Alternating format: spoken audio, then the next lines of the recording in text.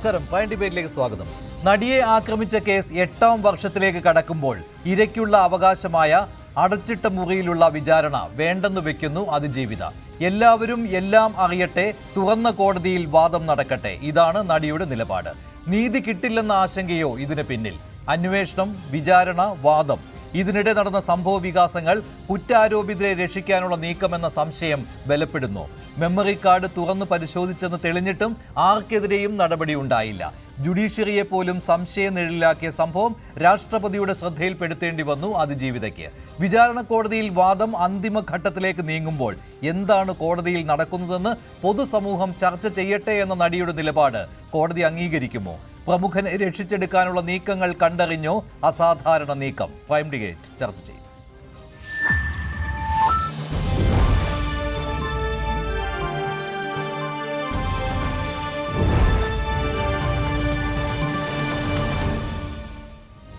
Prime ഡിബേറ്റിൽ Shri Rahul Easwar, advocate ആശ Unnithan, retired police ഉദ്യോഗസ്ഥൻ Shri George Joseph, അമേരിക്കയിൽ നിന്ന് സൈബർ വിദഗ്ധൻ ശ്രീ സംഗമേശ്വരൻ മാണിക്യം എന്നിവരാണ് ചേരുന്നത്. ആദ്യം ശ്രീ രാഹുൽ ഈശ്വർ, ഇന്ന് അതിജീവിതയുടെ ഈ ഹർജി, അതായത് അടച്ചിട്ട മുറിയിലുള്ള വിചാരണ വേണ്ട, തുറന്ന കോടതിയിൽ വിചാരണ നടക്കട്ടെ, എന്താണ് ഇങ്ങനെ ഒരു അസാധാരണ നീക്കം നടത്തുന്നതിന് പിന്നിലുള്ള കാരണം? താങ്കൾ എങ്ങനെയാണ് കാണുന്നതിനെ?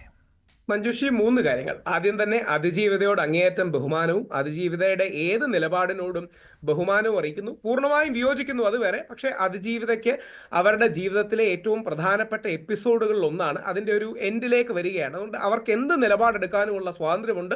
അതിനെ ബഹുമാനിക്കാനും അതിനെ വിയോജിക്കുമ്പോഴും ബഹുമാനിക്കാൻ നമ്മൾ ബാധ്യസ്ഥരാണ്. 2, ഇത് പറയുന്ന അതിജീവിതയോടല്ല, അതിജീവിതയുടെ കൂടെ നിൽക്കുകയും അവരെ തെറ്റിദ്ധരിപ്പിക്കുകയും അവരുടെ വേദന മുതലാക്കുകയും ചെയ്യുന്ന ഒരുപാട് പേരുണ്ട്. അവർക്ക് വേണ്ടിയിട്ടാണ് ഈ 2ഉം 3ഉം പോയിന്റ്. രണ്ടാമത്തെ പോയിന്റ് ദയവായി ശ്രദ്ധിക്കുക. UNDESA@UN.org UNDESA@UN.org United Nations under secretary ജനറലിന്റെ ഇമെയിലാണ്. അതിലും കൂടെ ഒരു പരാതി അയച്ചോളൂ, നല്ലതാണ്. ചുമ്മാ UN കൂടെ അറിഞ്ഞിരിക്കട്ടെ. അങ്ങനെ UN-ലേക്കും നമ്മുടെ വേൾഡ് കോർട്ടിലേക്കും വേൾഡ് ബാങ്കിലേക്കും IMF-ലേക്കും എല്ലാം കൂടി ഒരു പരാതി അയച്ച് ഒരുതരം പരിഹാസത്തിന്റെ ചുവയാണ് താങ്കളുടെ ആ വാക്കുകളിൽ കാണുന്നത്. അല്ലല്ലോ ശ്രീ രാഹുൽ ഈശ്വർ, അതൊരുതരം പരിഹാസത്തിന്റെ രീതിയിലാണ് താങ്കൾ സംസാരിച്ചത്. അങ്ങനെയല്ല, ഇതിന് തൊട്ട് മുൻപ് അതിജീവിത രാഷ്ട്രപതിക്ക് ഒരു കത്ത് അയച്ചിരുന്നു. അതിൽ അവർ പറയുന്നത് ന്യായമായ ഒരു കാരണമല്ലേ? ഇതിലെ ഒരു പ്രധാനപ്പെട്ട തെളിവായി കണക്കാക്കുന്ന മെമ്മറി കാർഡ് അത് തുറന്ന് പരിശോധിച്ചു എന്നുള്ള കാര്യം അന്വേഷണത്തിൽ, ആരുടെ അന്വേഷണത്തിൽ? ജുഡീഷ്യറിയുടെ നേരിട്ടുള്ള അന്വേഷണത്തിൽ പോലും ബോധ്യമായ കാര്യമാണ്. പക്ഷേ എന്ത് നടപടിയാണ് ഉണ്ടായത്? അതായത് കോടതിയിലുള്ള ഒരു പ്രധാനപ്പെട്ട തെളിവ് കോടതിയുടെ പ്രിമൈസിൽ തന്നെ തുറന്ന് പരിശോധിച്ചു എന്ന് പോലും കണ്ടെത്തിയിരുന്നു. 2023 ഡിസംബറിലെ ഹൈക്കോടതിയുടെ വിധിയിൽ തന്നെ, അന്വേഷണത്തിന് ഉത്തരവിട്ടുകൊണ്ടുള്ള ആ വിധിയിൽ തന്നെ കൃത്യമായിട്ട് പറയുന്നുണ്ട്. 1, 2, 3 3 ഇൻസിഡൻസ് കൃത്യമായി പറയുമ്പോൾ അതിൽ മൂന്നാമത് നടന്ന സംഭവം കോടതിയുടെ പരിഗണനയിലുള്ള സമയത്ത്, കോടതിയുടെ പ്രിമൈസിൽ, കോടതിയുടെ സമയത്ത്, ഉച്ച സമയത്ത് തന്നെ നടന്ന ഒരു സംഭവമാണെന്ന് പറയുന്നുണ്ട്. ബാക്കി രണ്ടും രാത്രിയിലാണ് ഓപ്പൺ ചെയ്തത്. അപ്പോൾ അതിലുള്ള ആശങ്ക അതിജീവിതയ്ക്ക് ഉണ്ടാകണോ വേണ്ടയോ? അതാണ് രാഷ്ട്രപതിക്ക് അയച്ചത്. അപ്പോൾ രാഹുൽ ഈശ്വർ പറയുകയാണ് UN-ലേക്ക് അയച്ചോളൂ, IMF-ലേക്ക് അയച്ചോളൂ. ആ രീതിയിലുള്ള പരിഹാസം ചൊരിയരുത്. സാധാരണക്കാർക്ക് കൂടി മനസ്സിലാവാനാണ്.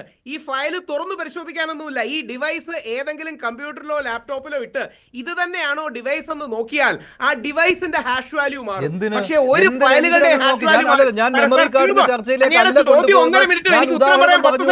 ഒറ്റ ഉദാഹരണം പറഞ്ഞതേ ഉള്ളൂ. അതെന്താണെന്ന് പരാതി IMF-നും വേൾഡ് ബാങ്കിനും ഒന്നും ആയിരുന്നില്ല. ഇന്ത്യയുടെ രാഷ്ട്രപതിക്കാണ് പരാതി അയച്ചത്. അതിൽ നീതി കിട്ടുമെന്ന് പ്രതീക്ഷയല്ല.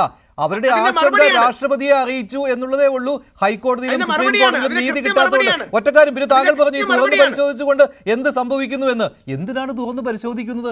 അതിനാരെങ്കിലും അവർക്ക് അനുവാദം കൊടുത്തോ? എന്തിനു വേണ്ടി? എന്തിനു വേണ്ടി? അത് പറയൂ, എന്തിനു വേണ്ടി? പറയാൻ 10 സെക്കൻഡ് പോലും ഇല്ല. ശരി, ഈ സാധാരണക്കാർ മനസ്സിലാക്കാനാണ്. തുറന്നു പരിശോധിക്കാൻ ഇത് അടച്ചു വെച്ചിരിക്കുന്ന സാധനമൊന്നുമല്ല. എന്തിനാണ് മെമ്മറി കാർഡ് ആക്സസ് ചെയ്തത്?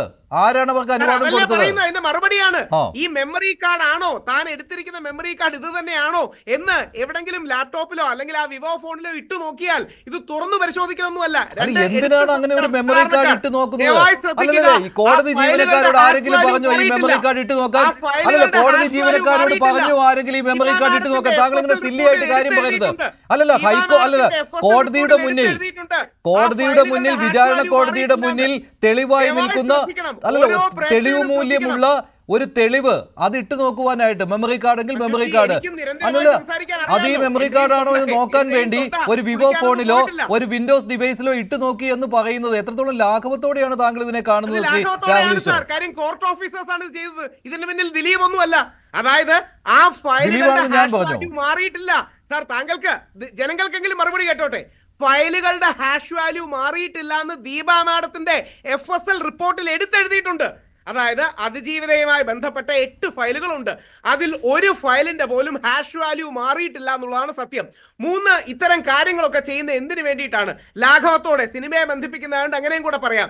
ഇനിയും കാവിലെ പാട്ടു മത്സരത്തിന് കാണാമെന്ന് പറയുകയും ഈ ജഡ്ജിമാരെല്ലാം മോശക്കാരാണ്, ഇതിന്റെ മേൽക്കോടതികളിൽ പോകാമെന്ന് പറയുകയും ചെയ്യാൻ വേണ്ടി ആദ്യമേ ഒരു ഡിഫൻസ് ഉണ്ടാക്കുകയാണ്, ഒരു മുൻകൂർ ജാമ്യം എടുക്കുകയാണ്. അതുകൊണ്ടാണ് വനിതയായി ജഡ്ജിയെ അപമാനിച്ചു, അവരുടെ ഹസ്ബൻഡിനെ അപമാനിച്ചു, അവരുടെ അച്ഛനെ അപമാനിച്ചു. അവസാനം ആ ജഡ്ജിക്ക് പറയേണ്ടി വന്നു, എന്റെ 12 വയസ്സുള്ള മോളെ ഒഴിച്ച് ബാക്കി എല്ലാരെയും ഇവരെ അപമാനിച്ചു എന്ന്. മാധ്യമങ്ങൾ കൂടെ ഉണ്ടെന്ന് കരുതി കിട്ടുന്ന എല്ലാരെയും കരിവാരി തേക്കുന്നത് ഒരു വൃത്തികെട്ട പ്രവണതയാണ്. ശരിയാണ്, മാധ്യമങ്ങൾ പൂർണ്ണമായിട്ടുണ്ട്, പോലീസ് പൂർണ്ണമായിട്ടുണ്ട്, സർക്കാർ പൂർണ്ണമായിട്ടുണ്ട്. പക്ഷെ ഈ നാട്ടിൽ നീതി വേണ്ടേ? തെളിവില്ലാതെ ഒരാളെ എങ്ങനെ ശിക്ഷിക്കാൻ കഴിയും? എന്തെങ്കിലും ഒരു തെളിവ് വേണ്ടേ? ശ്രീ ദിലീപിനെതിരെ ഒരു തെളിവും കണ്ടുപിടിക്കാത്തത് കൊണ്ട് വ്യാജ തെളിവുണ്ടോ എന്ന് പരിശോധിച്ച് കണ്ടുപിടിക്കട്ടെ. അതിനിടയിൽ എന്തിനാണ് ഈ നീക്കങ്ങൾ എന്നുള്ളതാണ്. താങ്കൾ ഈ മെമ്മറി കാർഡിന്റെ കാര്യം പറഞ്ഞപ്പോൾ എനിക്ക് ഒരിക്കലും യോജിക്കാൻ പറ്റാത്ത കാര്യം എന്ന് പറയുന്നത്, ഞാൻ ദിലീപിന്റെ കാര്യം പറഞ്ഞില്ല, ദിലീപിന് വേണ്ടി അല്ലെങ്കിൽ ദിലീപ് തുറന്ന് പരിശോധിച്ചു എന്നൊന്നും ഞാൻ പറഞ്ഞില്ല. കൃത്യമായ അന്വേഷണത്തിൽ ബോധ്യപ്പെട്ട കാര്യമാണ് 3 തവണ മെമ്മറി കാർഡില്ല. കൃത്യമായ അന്വേഷണത്തിൽ ജുഡീഷ്യറിയുടെ സംവിധാനത്തിന്റെ പ്രോട്ടോകോൾ സംരക്ഷിക്കാനാന്ന് പറഞ്ഞിട്ട് എന്ത് കാര്യമാണ്? എല്ലാം ഊന്നുന്ന ദിലീപിനെയാണ്. എന്നിട്ട് അവസാനം ജുഡീഷ്യറിയെ നന്നാക്കാൻ വേണ്ടിയാണ് നമ്മൾ ചെയ്യുന്നത്. എന്ത് കാര്യമാണ്? നമുക്ക് നേരിട്ട് സംസാരിച്ചൂടെ? ഈ വളഞ്ഞ കുട്ടി മൂക്കി പിടിക്കുന്നത് ഇങ്ങനെ മൂക്കി പിടിക്കുന്നത് എന്തിനാ? ദിലീപിനെയാണ് വെക്കുന്നത്. അത് ഇങ്ങനെ പറയാനുള്ള ധൈര്യം കാണിക്കണം. അങ്ങനെയാണെങ്കിൽ ദിലീപിനെ ബന്ധിപ്പിച്ചുകൊണ്ട് തന്നെ പറയാം. ദിലീപിന് എന്തായിരുന്നു കാര്യം? മെമ്മറി കാർഡ് പരിശോധിച്ച കേസിൽ ഇടപെടാൻ എന്തായിരുന്നു കാര്യം? അല്ല, ദിലീപ് അതിൽ പങ്കാളി അല്ല എങ്കിൽ പിന്നെ ദിലീപ് എന്തിനാണ് കോടതിയിൽ പോയത് ഈ വിഷയത്തിൽ? അതാണ് കോടതിയുടെ ഇന്റഗ്രിറ്റി. കോടതി ദിലീപിന്റെ വാദഗതി തള്ളി. നിങ്ങൾ ഇതിൽ ഇടപെടണ്ടെന്ന് പറഞ്ഞു. ദിലീപ് പോയതെന്നാണ് ഞാൻ ചോദിച്ചത്. ശരി, ശ്രീമതി ആശ ഉണ്ണിത്താൻ, ഇന്ന് അതിജീവിത വിചാരണ കോടതിയെ തന്നെയാണ് സമീപിച്ചത്. തുറന്ന കോടതിയിൽ വാദം നടക്കട്ടെ എന്നാണ് അതിജീവിത പറയുന്നത്. അതായത് എല്ലാവരും കേൾക്കട്ടെ. അതായത് ഈ കോടതിയിൽ, വിചാരണ കോടതിയിൽ എന്താണ് സംഭവിക്കുന്നത് എന്ന കാര്യം അത് അടച്ചിട്ട മുറിയിൽ അവിടെ കൂടി നിൽക്കുന്ന അഡ്വക്കേറ്റുമാരും സാക്ഷികളും പ്രതികളും മാത്രം അറിഞ്ഞാൽ പോരാ, പൊതുസമൂഹം അറിയണമെന്ന് എന്തുകൊണ്ട് ഈ കേസിലെ അതിജീവിത കരുതുന്നു? എന്താണ് അവർക്ക് ഇങ്ങനെ തോന്നാനുണ്ടായ കാരണം? ഇതുവരെ അതില്ലായിരുന്നുവല്ലോ. ഒരുപക്ഷെ കോടതിയിൽ പല തവണകളായിട്ട് പല രീതിയിൽ അവര് ബുദ്ധിമുട്ടുകൾ അനുഭവിച്ചിട്ടുണ്ട്. നമുക്കറിയാവുന്ന കാര്യമാണ് 2 പ്രോസിക്യൂട്ടർമാർ മാറിയ കാര്യം.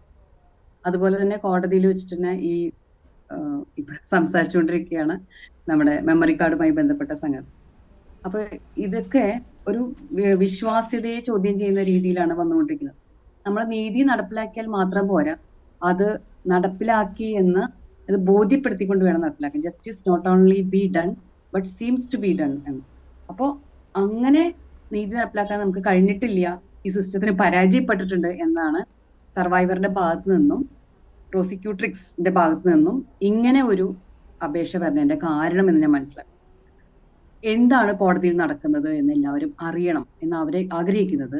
കോടതിയിൽ ഇവരുടെ സ്വകാര്യത മറച്ചു വെക്കേണ്ടെന്ന സമയം കഴിഞ്ഞു പോയിരിക്കുന്നു. കാരണം ഓൾറെഡി ഇവരുടെ പല രീതിയിലുമുള്ള ഭയപ്പെടുത്തുന്ന രീതിയിലുള്ള ഈ മെമ്മറി കാർഡുമായി ബന്ധപ്പെട്ടുള്ള അഭ്യൂഹങ്ങൾ നിരന്നു കഴിഞ്ഞിരിക്കുന്നു. പലതവണ പറഞ്ഞിട്ടുണ്ട്, അതവരുടെ റൈറ്റ് ടു ലൈഫിനെ ബാധിക്കുന്ന സംഗതിയാണ്. റൈറ്റ് ടു ലൈഫ് എന്ന് പറഞ്ഞാൽ അത് പ്രൈവസിയെ ബാധിക്കുന്ന സംഗതി കൂടിയാണ്. നോട്ട് മിയർ ആനിമൽ എക്സിസ്റ്റൻസ്, ഒരു മൃഗതുല്യമായി ജീവിച്ചാൽ പോരാ, ജീവിക്കുമ്പോൾ അത് ഒരു മനുഷ്യ ഡിഗ്നിറ്റിയോട്, ബർത്ത് വിത്ത് ഹ്യൂമൻ ഡിഗ്നിറ്റി എന്നാണ് സുപ്രീം കോടതി പറഞ്ഞിരിക്കുന്നത്. ആ ഹ്യൂമൻ ഡിഗ്നിറ്റി ഉണ്ടാവണമെങ്കിൽ എന്റെ പ്രൈവസി വയലേഷൻ ഇല്ലാതിരിക്കണം. അപ്പൊ എന്റെ പ്രൈവസി വയലേഷൻ നടന്നു എന്ന് ആശങ്കപ്പെടുന്ന അത്തരം രീതിയിലുള്ള എല്ലാവിധ സംഗതികളും അവിടെ വന്നു കഴിഞ്ഞിരിക്കുന്ന ഒരു സമയത്ത്, ഇപ്പം നേരത്തെ പറയുന്നുണ്ടായിരുന്നു ഹാഷ് വാല്യൂ അറിയില്ല, ആ വാല്യൂ അറിയില്ല എന്നൊക്കെ. നോക്കൂ, ഒരു ഡിവൈസിന്റെ അകത്ത് ഒരു മെമ്മറി കാർഡ് വെച്ചിട്ട് നമ്മൾ ഒരു കാര്യം കോപ്പി ചെയ്തു, എന്താ പറയുക, ക്യാമറ വെച്ചെടുക്കുകയോ മറ്റോ ചെയ്തു. ഈ മെമ്മറി കാർഡ് പിന്നീട് പല ഡിവൈസുകളിൽ ഇടുമ്പോൾ എല്ലാ ഡിവൈസുകളിലേക്കും അത് കടന്നു പോയിട്ടുണ്ടെങ്കിൽ ആ ഡിവൈസുകളിലൊക്കെ പോയി എന്നുള്ളത് ഈ മെമ്മറി കാർഡ് തന്നെ സാക്ഷ്യപ്പെടുത്തുന്ന രീതിയിലാണ് ഇപ്പോഴത്തെ ടെക്നോളജി. അപ്പൊ ഏതൊക്കെ, അതുകൊണ്ടാണ് വിവോ ഫോണിൽ ഇട്ടു എന്ന് ഈ മെമ്മറി കാർഡ് നമ്മളോട് പറഞ്ഞിരുന്നത്. ഇനി മെമ്മറി കാർഡിന്റെ ഹാഷ് വാല്യൂ മാറിയില്ല എന്ന് പറയുന്നു. അതായത് മെമ്മറി കാർഡിന്റെ കണ്ടന്റിന്റെ ഹാഷ് വാല്യൂ മാറിയിട്ടുണ്ടാവില്ല, അത് എഡിറ്റ് ചെയ്തിട്ടുണ്ടാവില്ല. ഓക്കെ. പക്ഷേ ഈ മെമ്മറി കാർഡ് എന്റെ ഫോണിൽ ഇട്ടുകൊണ്ട് ഞാൻ കണ്ടുകൊണ്ടിരിക്കുമ്പോൾ വേറൊരു മനുഷ്യന് അല്ലെങ്കിൽ വേറെ എത്രയോ പേർക്ക് ഇത് വേറൊരു ഫോൺ ഉപയോഗിച്ചുകൊണ്ടോ വേറെ ക്യാമറ ഉപയോഗിച്ചുകൊണ്ടോ പകർത്താൻ സാധിക്കും. അപ്പോ ഇതിനെന്ത് മാറില്ല? ഹാഷ് വാല്യൂ കണ്ടന്റും മാറില്ല, വേറെ ഫോണിലിട്ടതും മാറില്ല. കാരണം ഞാൻ എന്റെ ഫോൺ ഇൻഡിപെൻഡന്റ് ആയിട്ട് നിന്നുകൊണ്ടാണ് ഇതിലേക്ക് പകർത്തുന്നുണ്ടാവാം. അപ്പോ ഇത്തരം രീതിയിലുള്ള പലതും സംഭവിച്ചിട്ടുണ്ടാവാം എന്ന് ആശങ്കപ്പെടുന്ന ഒരു അതിജീവിതയാണ് നമ്മുടെ മുന്നിലുള്ളത്. അപ്പോൾ അവരെ സംബന്ധിച്ചിടത്തോളം ഇനിയെങ്കിലും അവർക്ക് നീതി കിട്ടി എന്ന് ബോധ്യപ്പെടണമെങ്കിൽ അങ്ങനെയാണെങ്കിൽ ശ്രീമതി ആശ ഉണ്ണിത്താൻ, ജുഡീഷ്യറിയിൽ വിശ്വാസമില്ല എന്നുള്ള സന്ദേശം തന്നെയല്ലേ ഇത് നൽകുന്നത്? കാരണം വിചാരണ കോടതിയുടെ പ്രവൃത്തികൾ അത് വിശ്വസിക്കാൻ പറ്റുന്നതല്ല. അത് ഈ അന്തിമവാദം നടക്കുന്ന സമയമാണെന്ന് കൂടി ഓർക്കണം. വാദം അവസാനിക്കാൻ സമയമായി, ഇനി വിധിയിലേക്ക് വരാൻ ഏതാനും മാസങ്ങളെ ഉള്ളൂ എന്ന് നമുക്ക് പ്രതീക്ഷിക്കാം. ആ സമയത്ത് ഈ വിചാരണ നടത്തുന്ന ഈ കോടതിയെ എനിക്ക് വിശ്വാസമില്ല, ഇതല്ലേ ഇപ്പോൾ അതിജീവിത പറയാൻ ഉദ്ദേശിക്കുന്നത്? ഈ കോടതിയിൽ നടക്കുന്ന സംഭവങ്ങൾ, അതായത് അടച്ചിട്ട മുറിയിൽ നടക്കുന്ന സംഭവങ്ങൾ, അത് പൊതുജനം അറിയണം, ഇനിയെങ്കിലും ഈ ബാക്കി സമയത്തെങ്കിലും അറിയണം. കാരണം അത്രമാത്രം എനിക്കിവിടെ നിന്ന് നീതി കിട്ടില്ല എന്ന് ഞാൻ ഉറച്ചു വിശ്വസിക്കുന്നു. ഈ ഒരു സന്ദേശമല്ലേ അതിജീവിത വെളിയിലേക്ക് നൽകുന്നത് ഈ ഒറ്റ ഹർജിയിലൂടെ? ആ ഹർജി അംഗീകരിക്കുമോ എന്നുള്ള കാര്യത്തിൽ സംശയമുണ്ട് അല്ലേ? വിശ്വാസം മൊത്തമായി ജുഡീഷ്യറിയോട് അവർക്ക് ഇല്ലാതില്ല. അവർക്ക് ജുഡീഷ്യറിയോട് വിശ്വാസമുണ്ട്. അതുകൊണ്ട് തന്നെയാണ് അവർ കേസ് നിലനിൽക്കുന്നതും അവർ മൊഴി കൊടുത്തതും അവർ ഇതിന്റെ പുറകെ നിന്നുകൊണ്ടിരിക്കുന്നത്, അതുപോലെ ഹൈക്കോടതിയിൽ പോണതും മറ്റു കാര്യങ്ങളൊക്കെ ചെയ്തുകൊണ്ടിരിക്കുന്നത്. അപ്പൊ വിശ്വാസമുണ്ട്. പക്ഷെ വിശ്വാസമുള്ള ഈ കോടതിയുടെ അകത്ത് തന്നെയാണ് ഈ പ്രശ്നങ്ങൾ ഉണ്ടായിരിക്കുന്നത്. അപ്പോൾ ഈ കോടതിയെ സുതാര്യമാക്കുക എന്നതാണ് എനിക്ക് ഇവിടെ ഏക മാർഗം എന്നാണ് അവർ വിശ്വസിക്കുന്നത്. അവരുടെ വിശ്വാസമാണ്. ഇത് ശരിയാണോ തെറ്റാണോ, ഇതാണ് മെത്തേഡ് പാലിക്കേണ്ടത് എന്നും നമുക്കില്ല. കാരണം അതൊക്കെ അതിജീവിതയുടെ മാത്രം അവകാശങ്ങളും അവർ മാത്രം തീരുമാനമെടുക്കേണ്ട കാര്യമാണ്.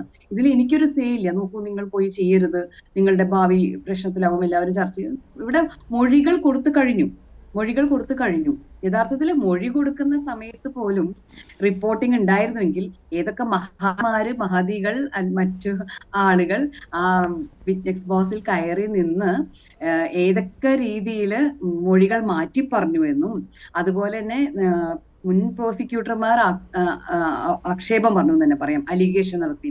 അതായത് ഞങ്ങൾക്ക് ഇങ്ങനെ പീഡനങ്ങൾ ഉണ്ടാകുന്നുണ്ട് എന്ന് പറഞ്ഞതും, അതിജീവിത തന്നെ അനുഭവിച്ച ട്രയലിന്റെ സമയത്ത് അനുഭവിച്ചിട്ടുള്ള മറ്റു പല ഹറാസ്മെന്റ്സും എല്ലാം നമ്മൾ നേരത്തെ തന്നെ പറഞ്ഞു കേട്ട മൊഴിക്ക് അപ്പുറത്ത്, ഹിയർസേ എവിഡൻസിന്റെ അപ്പുറത്ത് നിങ്ങൾ റിപ്പോർട്ടർമാർ അവിടെ ഇരുന്ന് കേൾക്കുകയും കാണുകയും ചെയ്തേനെ. ഒരു കൊലപാതക കേസിലാണെങ്കിൽ നിങ്ങൾക്ക് അത് കാണുകയും കേൾക്കുകയും ചെയ്യാമായിരുന്നു.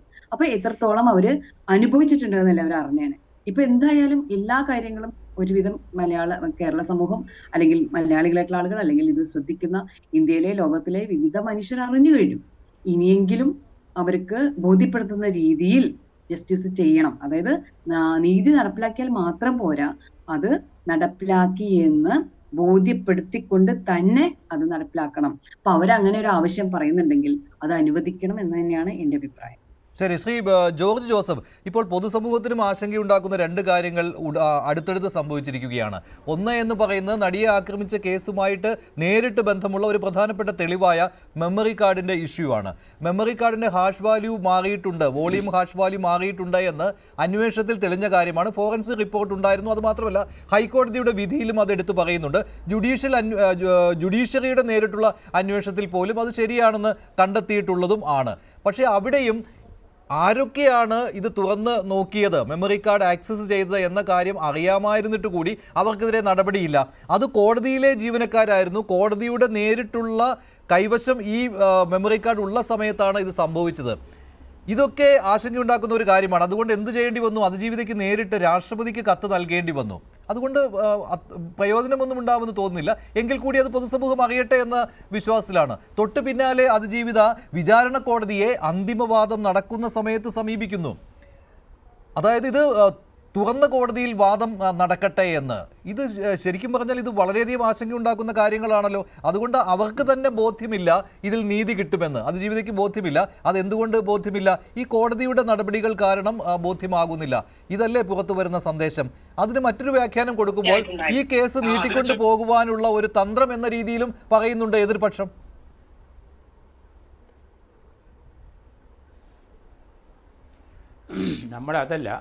നമ്മുടെ അതിജീവിതയുടെ മൊഴി രേഖപ്പെടുത്തുന്ന സമയത്ത് ഇൻ ക്യാമറ പ്രൊസീഡിങ്സ് വേണം.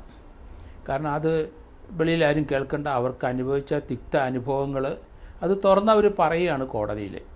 അതുകൊണ്ട് ഇൻ ക്യാമറ പ്രൊസീഡിങ്സ് അവരുടെ മൊഴിയുടെ കാര്യത്തിൽ മാത്രം മതിയായിരുന്നു. പിന്നീട് തുടർച്ചയായിട്ട് ആ കോടതിയുടെ നടപടിയിൽ പത്രത്തിലൊക്കെ വരുന്നെന്ന് കണ്ടപ്പോൾ ആണ് കോടതി അത് ഇൻ ക്യാമറ പ്രൊസീഡിങ്സ് ആക്കി മാറ്റിയത്.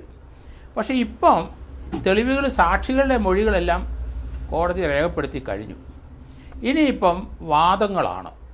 വാദിഭാഗവും പ്രതിഭാഗവും അവരുടെ വാദമുഖങ്ങൾ കോടതിയിൽ ഉയർത്തുന്നത്, അത് ആ ഓരോ തെളിവുകൾ കോടതിയിൽ പ്രോസിക്യൂഷൻ സമർപ്പിച്ചതിനെ അടിസ്ഥാനമാക്കി പ്രോസിക്യൂഷൻ്റെ വാദഗതികൾ വരും. കൗണ്ടർ തീർച്ചയായിട്ടും ദിലീപിൻ്റെയും മറ്റ് 8-10 അഡ്വക്കേറ്റ്സിൻ്റെ അവരുടെ വാദഗതികൾ ഇപ്പം വരും. ഇപ്പോഴേ ഈ അതിജീവിതയ്ക്കൊരു വിശ്വാസക്കുറവ്, ആ വിശ്വാസക്കുറവ് വരാൻ കാരണം കോടതിയിൽ ഇരുന്ന തൊണ്ടിവക സാധനങ്ങൾ അത് 3 കോടതിയിലും ആരോ അത് കണ്ടിരിക്കുന്നു.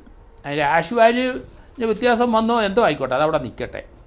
പക്ഷേ അങ്കമാലി ജുഡീഷ്യൽ ഫസ്റ്റ് ക്ലാസ് മജിസ്ട്രേറ്റിൽ വെച്ച് അവിടുത്തെ മജിസ്ട്രേറ്റ് തന്നെ അത് കണ്ടിരിക്കുന്നു.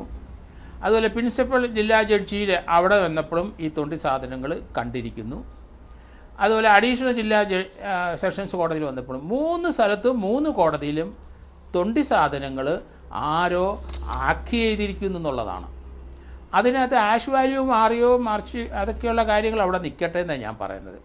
ഒരു തൊണ്ടി മുതൽ കോടതിയിലിരിക്കുന്നത് ആ ജഡ്ജ് അറിയാതെ അല്ല ജഡ്ജ് അല്ലാതെ വേറൊരാൾക്ക് കൈകാര്യം ചെയ്യാൻ പറ്റുമോ? പറ്റില്ല. ഇന്ത്യയിലെങ്ങ് അത് നടക്കില്ല. അപ്പോൾ അങ്ങനെ ചെയ്തിട്ടുണ്ടെങ്കിൽ കൃത്യമായി ആ കോടതി തന്നെ അതിനൊരു അന്വേഷണം നടത്തണം. ഇൻറ്റേർണൽ അന്വേഷണം ആയാലും മതിയായിരുന്നു, കോടതി നടത്തി അത് കണ്ടുപിടിച്ചാൽ മതിയായിരുന്നു. അത് ഈ കാര്യത്തിൽ ചെയ്തില്ല. അപ്പോൾ ആ മാറ്റർ ഹൈക്കോടതിയിലോട്ട് പോയി. ഹൈക്കോടതി അതിന് ഒരു അന്വേഷണം വേണമെന്ന് പറഞ്ഞു. അങ്ങനെ ഒരു അന്വേഷണം നടത്തിയതായിട്ടാണ് മനസ്സിലാകുന്നത്. പക്ഷേ ഒരു ക്രിമിനൽ ഒഫൻസാണ് അത് എന്നാണ് എന്നെപ്പറ്റിയുള്ള ആൾക്കാർ അത് കരുതിയത്. പക്ഷേ ഒരു ക്രിമിനൽ കേസ് എടുക്കണമായി. അത് ആവിയായി പോയി ശ്രീ ജോർജ് ജോസഫ്. അതാണ് ഞാൻ ആശങ്ക എന്ന് പറയുന്നത്. കാരണം 1 വർഷം മുൻപ് ഹൈക്കോടതി ഉത്തരവിട്ടതാണ്. ഇതിൽ ഈ വിചാരണ കോടതിക്ക് തന്നെയായിരുന്നുവല്ലോ അതിന്റെ അന്വേഷണ ചുമതല നൽകിയത്. ഇപ്പോൾ വാദം കേൾക്കുന്ന അതേ ജഡ്ജിക്ക് തന്നെയായിരുന്നു അന്വേഷണ ചുമതല. ആ റിപ്പോർട്ട് വന്നതായിട്ട് നമ്മളൊക്കെ അറിഞ്ഞിരുന്നു. പക്ഷേ പിന്നീട് അതിൽ നടപടി എടുക്കണം എന്നാവശ്യപ്പെട്ടുകൊണ്ട് അതിജീവിതയ്ക്ക് തന്നെ കോടതിയെ സമീപിക്കേണ്ടി വന്നു. പക്ഷേ കോടതിയിൽ നിന്ന് അനുകൂലമായ ഉത്തരവ് കിട്ടിയുമില്ല. അതായത് ഇത് ആക്സസ് ചെയ്തു എന്ന കാര്യത്തിൽ യാതൊരു സംശയവുമില്ല. അത് എല്ലാവരും അംഗീകരിച്ചതാണ്. ഫോറൻസിക് റിപ്പോർട്ടും അങ്ങനെ തന്നെയാണ്. പിന്നെയുള്ളത് ഈ ഹാഷ് വാല്യൂ മാറിയേ ഉള്ളൂ, അതല്ലാതെ ഇത് ആരും കണ്ടിട്ടില്ല, ഇത് പ്രചരിപ്പിച്ചിട്ടില്ല, കോപ്പി ചെയ്തിട്ടില്ല എന്നൊക്കെ പറയുന്നത് അടുത്ത ഘട്ടമാണ്. പക്ഷേ ഇത് താങ്കൾ പറഞ്ഞതുപോലെ കോടതിയുടെ പക്കലിരിക്കുന്ന ഒരു തൊണ്ടി മുതൽ അത് അനധികൃതമായി കണ്ടു എന്നല്ല, തുറന്ന് പരിശോധിച്ചു, അല്ലെങ്കിൽ അത് ആക്സസ് ചെയ്തു, ആ വാക്ക് ഉപയോഗിക്കാമല്ലോ. അങ്ങനെ ഉണ്ടായിട്ട് പോലും ഒരു നടപടിയും എടുത്തിട്ടില്ല എന്ന് പറയുമ്പോൾ, അതൊരു ക്രിമിനൽ ഒഫൻസായിട്ട് കണ്ടിട്ടില്ല എന്ന് പറയുമ്പോൾ പിന്നെ എന്ത് വിചാരണ എന്ന് സംശയിക്കില്ലേ സ്വാഭാവികമായിട്ടും അതിജീവിതം. അതുകൊണ്ട് തന്നെ അവരോടൊപ്പമല്ലേ ഇവിടെ നിൽക്കേണ്ടത്?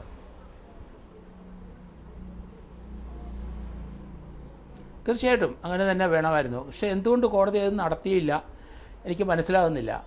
സാധാരണഗതിയിൽ ഒരു തൊണ്ടി സാധനത്തിന് ആഷ് വാല്യൂ മാറിയോ മാറാതിരിക്കുകയോ ചെയ്യട്ടെ, അത് വേറൊരാൾ കൈവച്ചു, കോടതി അറിയാതെ ഒരാൾ കൈവച്ചിട്ടുണ്ടെങ്കിൽ അത് ലാപ്ടോപ്പിൽ നിന്ന് മനസ്സിലായിട്ടുണ്ട്.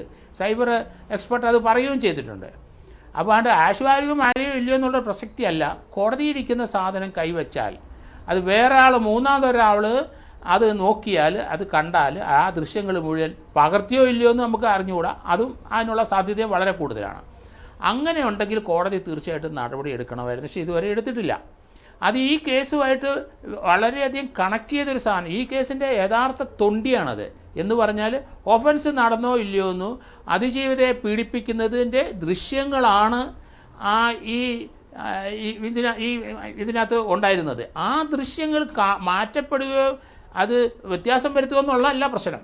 ആ ദൃശ്യങ്ങൾ കോടതി അല്ലാതെ അത് വേറൊരാൾ കണ്ടിരിക്കുന്നു. ഈ കോടതി കേസുമായിട്ട് ബന്ധമില്ലാത്ത പല ആൾക്കാർ അത് കണ്ടിരിക്കുന്നു എന്നുള്ളതാണ്. തീർച്ചയായിട്ടും അതിനൊരു നടപടി വേണമായിരുന്നു. അതിനൊന്നായിരുന്നു നമ്മളൊക്കെ പ്രതീക്ഷിച്ചത്. പക്ഷേ ഇന്ന് വരെ നടന്നിട്ടില്ല. പക്ഷേ അതൊരു സെപ്പറേറ്റ് കേസായിട്ട് എടുത്ത് അങ്ങനെ പോയാലും വേണ്ടില്ല. പക്ഷേ ഇവിടെ കാതലായ ഒരു പ്രശ്നമുണ്ട്. ഇവിടെ ഒരു ഒഫൻസ് നടന്നോ ഇല്ലയോ എന്ന് ദിലീപ് ഉൾപ്പെടെയുള്ളവരുടെ പേരിൽ ആരോപിക്കപ്പെട്ടിരിക്കുന്ന കുറ്റം അതിൻ്റെ ലൈവായിട്ടുള്ള ഈ ഒരു സാധനം തന്നെയാണ്. അതിനെന്തെങ്കിലും മാറ്റം വരികയോ അതിനെന്തെങ്കിലും വ്യത്യാസം വരികയോ ചെയ്തു കഴിഞ്ഞാൽ കേസ് നിലനിൽക്കില്ല. കാരണം ഷൂട്ട് ചെയ്യുന്നത് എന്തിനാണ്? ആ മോശമായ രീതിയിൽ ആ സെക്ഷൽ അസോൾട്ട് അത് ചിത്രീകരിച്ച് ആ കോപ്പി എടുത്തുകൊണ്ട് ആ പൾസർ സുനി അവിടെ നിന്ന് പോയി. അതിനുശേഷം എറണാകുളത്ത് ഒരു വീടിൻ്റെ മതിൽ ചാടി അകത്ത് കിടന്നിട്ടാണ് അകത്ത് കയറിയിട്ട് എങ്ങോട്ട് പോയെന്ന് കണ്ടില്ല. ഒരു പെട്ടി ഓട്ടോയിൽ വന്ന് മതിൽ ചാടി പോയി. അതൊരു അഡ്വക്കേറ്റിൻ്റെ വീടാണെന്ന് പറയുന്നു. അങ്ങോട്ട് പോയ ശേഷമാണ് പിന്നീട് അയാൾ ഡിസപ്പിയർ ചെയ്യുന്നത്. അപ്പോൾ അന്വേഷണത്തിൻ്റെ അകത്ത് ചില കാര്യങ്ങൾ ഇതുകൂടെയൊക്കെ ഇതുവരെ അതിൻ്റെ ഒരു എവിഡൻസ് കണ്ടെത്താൻ പറ്റിയിട്ടില്ല എന്നാണ് ഞാൻ മനസ്സിലാക്കിയിരിക്കുന്നത്. എങ്കിലും ദുരൂഹമായ പല കാര്യങ്ങളും ഇനിയും ഇതിനകത്ത് തെളിയാനുണ്ട്. ഏതായാലും ഇതുവരെ പോലീസ് എടുത്തിരിക്കുന്ന തെളിവുകൾ കോടതിയിൽ പ്രസൻറ്റ് ചെയ്തിരിക്കുന്നു. അത് ഇനി ന്യായം കിട്ടില്ല എന്ന് അതിജീവിതയ്ക്ക് തോന്നിയിരിക്കാം. അതുകൊണ്ട് തന്നെയാണ് ഇതൊരു എന്തൊക്കെയാണ് ഇതുവരെ കോടതിയിൽ നടന്നത് എന്ന കാര്യം പൊതുസമൂഹത്തിന് അറിയില്ല. ഇപ്പോൾ എന്താണ് ഈ അന്തിമവാദത്തിൽ കോടതി പറയുന്ന കാര്യങ്ങൾ, അതുപോലെ തന്നെ പ്രതിഭാഗം എന്തൊക്കെയാണ് പറയുന്നത്, ഇതും പൊതുസമൂഹം അറിയട്ടെ എന്ന് അതിജീവിത പറയുമ്പോൾ ഒരു കാര്യം കൂടിയുണ്ട്. എന്റെ സ്വകാര്യത ഇവിടെ ഞാൻ വിഷയമാക്കുന്നില്ല, നീതിയാണ് വേണ്ടത് എന്ന കാര്യം അവർ അടിയുറച്ച് വിശ്വസിക്കുന്നു. അതുകൊണ്ട് തന്നെയാണ് ഇങ്ങനെ ഒരു നീക്കം അവർ നടത്തുന്നത്. പിന്നെ ഒരു കാര്യം, ഇവിടെ രാഹുൽ ഈശ്വർ പറഞ്ഞ കാര്യം, ശ്രീ ജോർജ് ജോസഫ്, അവിടെ ആ മെമ്മറി കാർഡ് പരിശോധിക്കുകയൊന്നുമല്ല ഉണ്ടായത്. നമുക്ക് ഈ ആക്സസ് എന്നുള്ള വാക്കായിരിക്കും കൂടുതൽ നല്ലത്. കാരണം അതൊരു വേറൊരു ഡിവൈസിൽ ഇട്ട് നോക്കി, അത് പരിശോധിക്കുകയല്ല, അത് കാണുകയല്ല ചെയ്തത്. ഈ മെമ്മറി കാർഡ് തന്നെയാണോ ആ മെമ്മറി കാർഡ് എന്ന് അറിയുന്നതിന് വേണ്ടിയുള്ള അതും പരിശോധന എന്ന് പറയുന്നില്ല, അവിടെ ഒരു ആക്സസ് ചെയ്ത് നോക്കി എന്നാണ് രാഹുൽ പറയുന്നത്. അതിനോട് താങ്കൾ യോജിക്കുന്നുണ്ടോ?